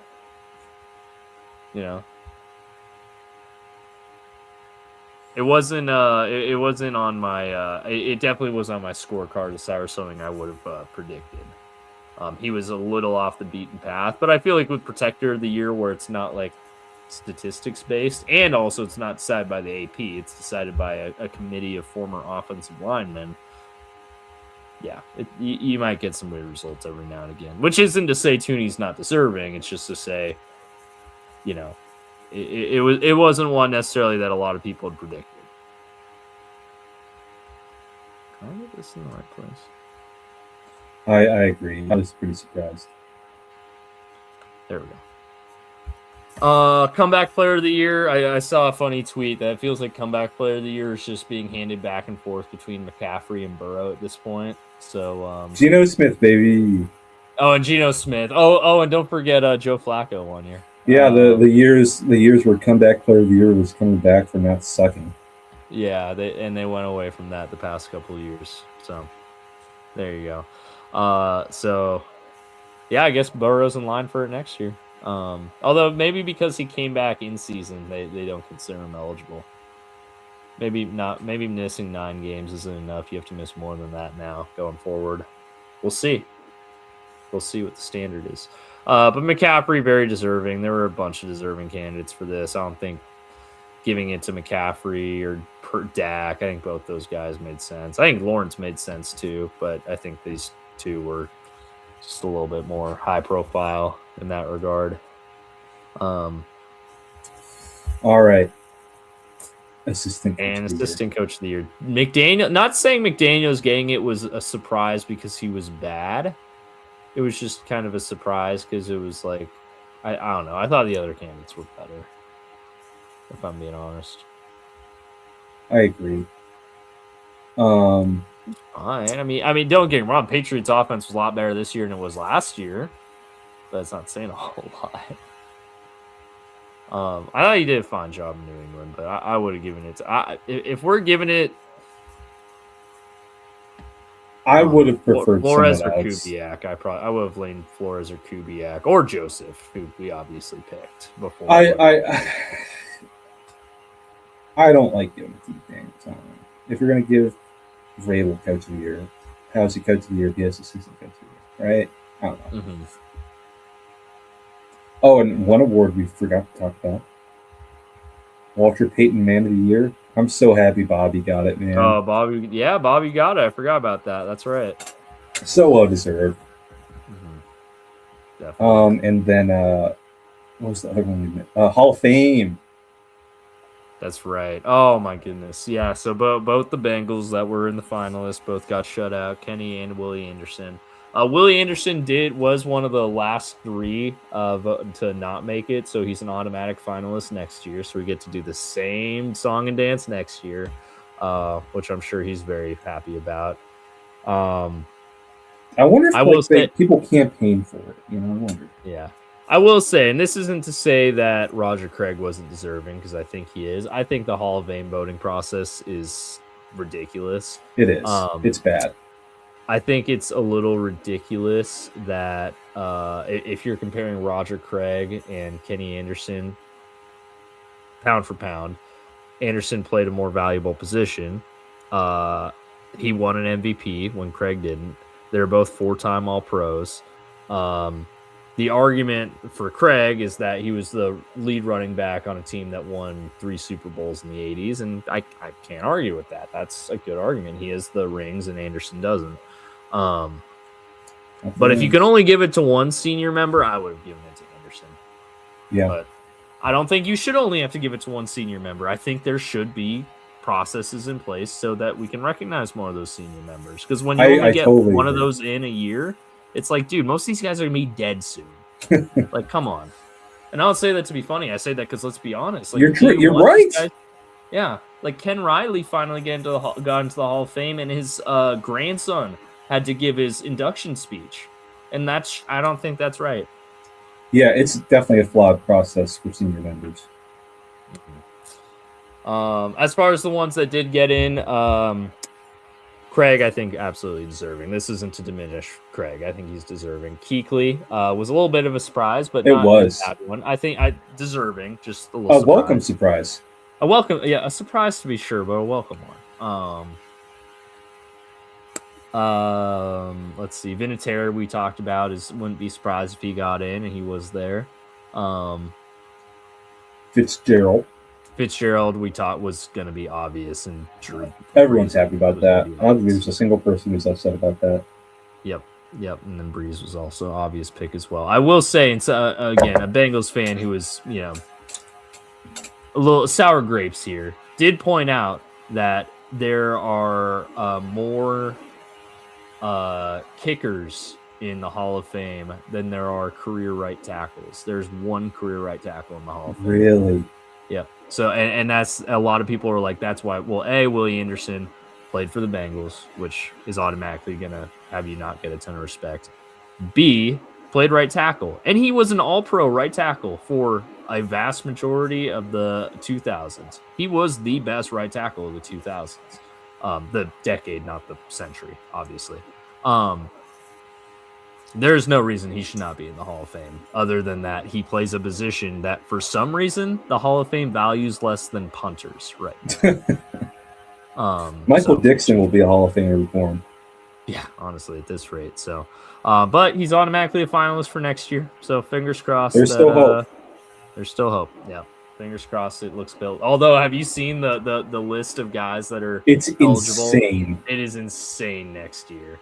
Luckily, Brady's not on it, but LOB first LOB member's eligible. yeah, Sherm's eligible for the first time. He's not going to make it first ballot. But like that's why. I wish there was like, okay, you have to let this many guys in, like minimum wise, because I'm, maximum. There's so many good players, but there's so many good players. Why are we only letting 5 in? Why have we created a process that only allows 5 people to get in every year? I think Sherm's a Hall of Famer. I don't know about first ballot. I don't know about first ballot. I don't think I think he is a Hall of Famer. I think he will be a Hall of Famer. He defined an era. Yeah. I don't think you can give it to Earl Thomas based on the way his career ended. That's unfortunate, though. So man, if you're going to give it to a member of the Hall of Fame, or if you're going to give it to a member of LOB, I think Sherm's. He was such an incredible player, which is such a disappointment. But I tend to agree with you.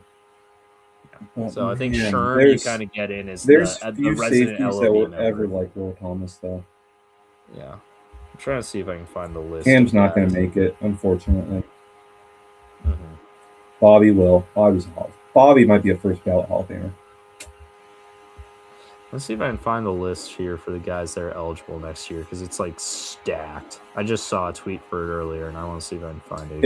If Kuechly's a first ballot Hall of Famer, is Bobby? Kuechly wasn't a first ballot Hall of Famer though. You're right. Is Bobby a first ballot Hall of Famer? I'm gonna say no, just because I think him and Kuechly kind of went back and forth for basically the entire 2010s on who's the best linebacker in football. But Bobby's still playing. He's got that true. So we won't have to have this argument for at least a couple more years. Oh yeah, here we go. Here's the list. So AP, Gronk, Sherman, Big Ben, Cam, Whitworth, AB. AB's not making the Hall of Fame. Gerald McCoy's not making the Hall of Fame. I think those first 6 though, like AP will make it first ballot. Yeah. I think Gronk should make it first ballot. Sherm probably not first ballot, but he'll make it. Ben, they're not going to let him go in first ballot. Probably not.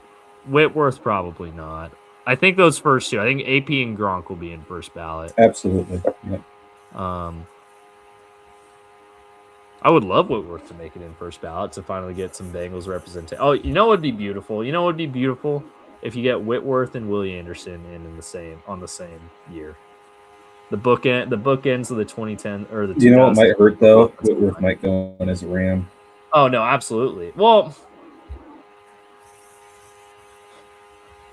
technically, it's not like baseball where they go with one cap logo, right? We'll know he was big. We'll know he was. But I will say the graphic that Fox Sports put out does have him in a Rams jersey. So I'm like, ugh. Yeah. So that would he loves McVay. He does. So I think looking at this list, I think AP and Gronk are for sure first ballots. The rest probably won't be first ballot. Yeah. Which is Pete Carroll Hall of Fame coach? I think there's going to be so many Raiders that love him that he'll make it. That's hard. I think it's close.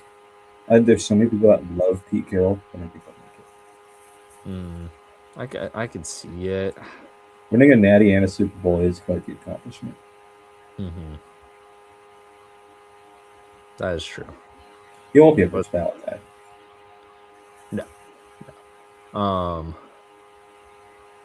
Is he going to be eligible next year? I don't think so. Because he just got fired from the Raiders job, right? Well, how long did Belichick have to wait? Let's see. He got fired in 24, and he was eligible in 26, so he'll probably have to wait another 2 years. Mm-hmm. And he's done. He's done. Yeah. Alrighty. Is it time? Let's do it. After you, my friend. Okay, yeah, I figured you might want to not give me the floor per se, but I figure you might want to be the grand I finale. want to close. I want to be the Yeah, closer. I figure you want to be the closer, exactly. So, Seahawks, Patriots, not Glendale. That was the first time. Santa Clara. Seattle's the only NFC West team that actually plays in their name city. Congrats for that, by the way. I guess that's not true. Angeles Cardinals do play in Arizona. Doesn't say Phoenix. Anyways, so Seattle, New England. What I'm looking for in this game. Seattle, I think New England's defense, they will present some challenges that I don't necessarily think the Seahawks have seen so far in the playoffs, mainly due to the Niners' injuries and the Rams' just inability to stop the Seahawks, it feels like, over the past two games. So I think New England's defense is going to cause some problems for Seattle. So I don't think this is a game where they get into the 30s like they've been able to do pretty easily so far in the playoffs. On the flip side of it, Seattle's defense is a lot of what the Patriots have seen so far in the playoffs, which is really freaking good. The Patriots, to their credit, have had to go through the Chargers, have had to go through the Texans, and have had to go through the Broncos, which are probably three of the top five defenses in the AFC, to their credit. So I think this is going to be a well executed defensive game for both sides, which gets me into how I think the offenses will be able to handle it and which offense I favor. In this case, I favor the offense that has the hot hand right now and has been able to show that they can overcome difficulties that the Patriots offense. I mean, their defense is playing well. Their offense has not handled those good defenses well. Which is to say the Seahawks offense. Mm-hmm. Long-winded way of saying I think the Seahawks offense will be able to put up enough points, score enough points to take advantage of the Patriots and what I believe will likely be their inability to score a lot of points. So I don't see this necessarily being a blowout. I know we've talked. I think every single prediction so far has been a double-digit game. I don't think it will be a double-digit game. I do think at a point in this game it will be a double-digit game. I think the Seahawks are able to get out to an early lead and not coast to the finish line per se, because I think the Patriots do have the coaching and the talent to punch back. But I think the Seahawks ultimately have the horses to grind it out. And it's like I told you in my my Madden simulation, which I like to do every year. I think the Seahawks get a lead. They're able to build it up. Patriots might score towards the end to get back in a little bit, but ultimately, I think in a 60-minute game, I give the advantage to the Seahawks there, just because I think of all the units, if you consider the defense and the defense even, which is if you consider the defense is even, I would still give the advantage to Seattle. But say everything's even on that side, I trust Seattle's offense a lot more with what we've seen from them in the playoffs so far. So all that is to say, my prediction is going to be Seahawks 24, Patriots 17. All right. Folks, it is time for my last. Which does mean Seattle covers, by the way, for me. No. Wait, yes. It is time for my last prediction of the season. I don't think anyone would have ever predicted these two teams to be in the Super Bowl, myself included. It's been such a fun season. I've enjoyed every second of it. This is just a team that I love to watch play. So, he's talking about the Patriots. I've felt confident, I think, since the jump of the Super Bowl week starting, right? I think I said it the night that we won the NFC Championship. I feel confident. I think the Patriots are a very well coached team. I think they have had some offensive struggles. I think their defense is better than people give them credit for. But I think the Seahawks are just playing championship football right now. They're running the ball excellently, playing great defense. And the one team all season who's been able to get their goat on offense, their opposing offense, out of the picture. They're gone. We beat them twice. That is the Rams. Josh McDaniels does not run a Sean McVay system. Therefore, I think the Seahawks are going to be able to get to Drake Maye. He's been a fumbler in the playoffs. He might throw a pick. There might even be a defensive score. There will not be a special teams score. Both teams have incredibly well-coached special teams. Here's how I think the game will go. This might bring up some bad memories for some. The Seahawks will play like how Michigan played in the national championship game against the Washington Huskies. I think we'll get some turnovers on Drake Maye. I don't think their O-line can withstand our pass rush. Sounds like Nick Emamari. Here we go. I think the run game will be important early. Let Sam Darnold settle it. I think we are facing a tough interior offensive line. However, their edges are their weaker component. However, I think the Patriots are going to claw back in the second half. Therefore, my final prediction of the season, Seahawks 28, Patriots 24. Backdoor cover in the fourth quarter to close it, and so the Patriots cover. One more time all year, you're doubting the Seahawks, which, to your credit, has actually turned out pretty well for you in the past when you've done it. Who knows? When's the last time you actually picked the Seahawks to cover? Oh, I guess you did week 18. But I feel like most of the season you've picked against them to cover, which has worked out pretty well for you, like we've said. Which has worked out pretty well for you. So there you go. I think there's a lot of things going really well for the Seahawks here. The big thing that might hurt is experience in this kind of setting for the coaching staff, not the players. They got some Super Bowl champions on this team. You got two of our biggest leaders, Cooper Kupp and Ernest Jones. Both have Cooper Kupp never won a Super Bowl. Ernest Jones never won a Super Bowl. With the Rams. What are you talking about? He won the Super Bowl with the Rams. No. Yes. That game didn't happen. Oh, that game never happened.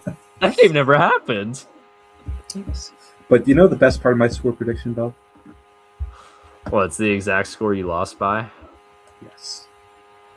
There you go. It's perfect. Super Bowl MVP like predictions. Poetry, it rhymes. Super Bowl MVP predictions, Bill. Oh, yeah. My Super Bowl MVP, I'm going to go with the Madden. Madden's always right. Kenneth Walker. I think K9 gets it. How perfect would it be for Sam Darnold to be a Super Bowl MVP? It would be pretty perfect. I'm going to go Sam Darnold. Write these down, baby. All right. Yeah, let me put, I'll put, here you go. I'll put it in the, my prediction. Oh, hold on. Can I do this? MVP. No, put it in the spreadsheet. Oh, okay. I'll find it. Okay, we need documented proof. MVP. I'll say K9. Oh, if I can type, there we go. Sammy D. There you go. Well, folks, we made it. Our last right. prediction of the season. A special one. Right. First Super Bowl prediction on the pod. Do we have a if Seahawks win, do we have a pod next week just to celebrate, or do we take a week off? No matter what? We're gonna celebrate on the pod. We'll talk about the game, right. and I'm gonna go to the parade if we win. There you go, as you should. Should. Have I told you about my memories of going to the parade? You've never told me that. No. Oh, okay. I had a teacher who scheduled a test for that day, trying to get us to not go to the parade. I was a neurotic kid, wanted to get good grades. I was like, screw it, I'm skipping. Dad let me skip. We carpooled with a bunch of buddies. The I-90 bridge. We were stuck on it for 2 hours. It was Sounds about right. freezing cold. The parade was delayed for 3 hours because the duck boats that the Seahawks were riding on broke down. But it was incredible. I brought Skittles to throw at Marshawn, and we were so bored that we ate them all. And they were frozen anyways because it was really, really cold. If you ask Seattleite who was at the parade, I think the number one thing that they will tell you was it was really cold. Hold Great on, memory. let me make this look all pretty real Parking was fast. $100. It was insane. But that was a great memory. Walker. Here we go. Here's how I'll make it look pretty. Oh, MVP. that is pretty. There we go. That way it's not all funky down here. I like that. That is beautiful. I like how the colors look for this prediction, though. A little blue in there. Yep. All right. We did it, folks. It is 12:20 Mountain Time, so I think it's, and I got work tomorrow, so I think it's about time for Thanks me for to hit the head. staying for this, man. Oh And no, a this was the Super Bowl extravaganza. If there's ever an episode to go 2 hours, this is the one. special episode. One of our teams in the Super Bowl, folks. Yeah. If one of us is in the Super Bowl, all of us in the Super Bowl. Want to say like, all of us like. Want to subscribe, all of us subscribe. Thanks for watching. Enjoy the Super Bowl. Go Seahawks, baby. Drive safe, especially if you're drinking during the Super Bowl. Make sure you drive safe, or don't drive at all. Better yet, Don't drive. Don't drive. If you're drinking, don't drive. Find a ride, Uber. It's fine. No one's gonna think you're any less of an individual for doing that. No. But go Hawks.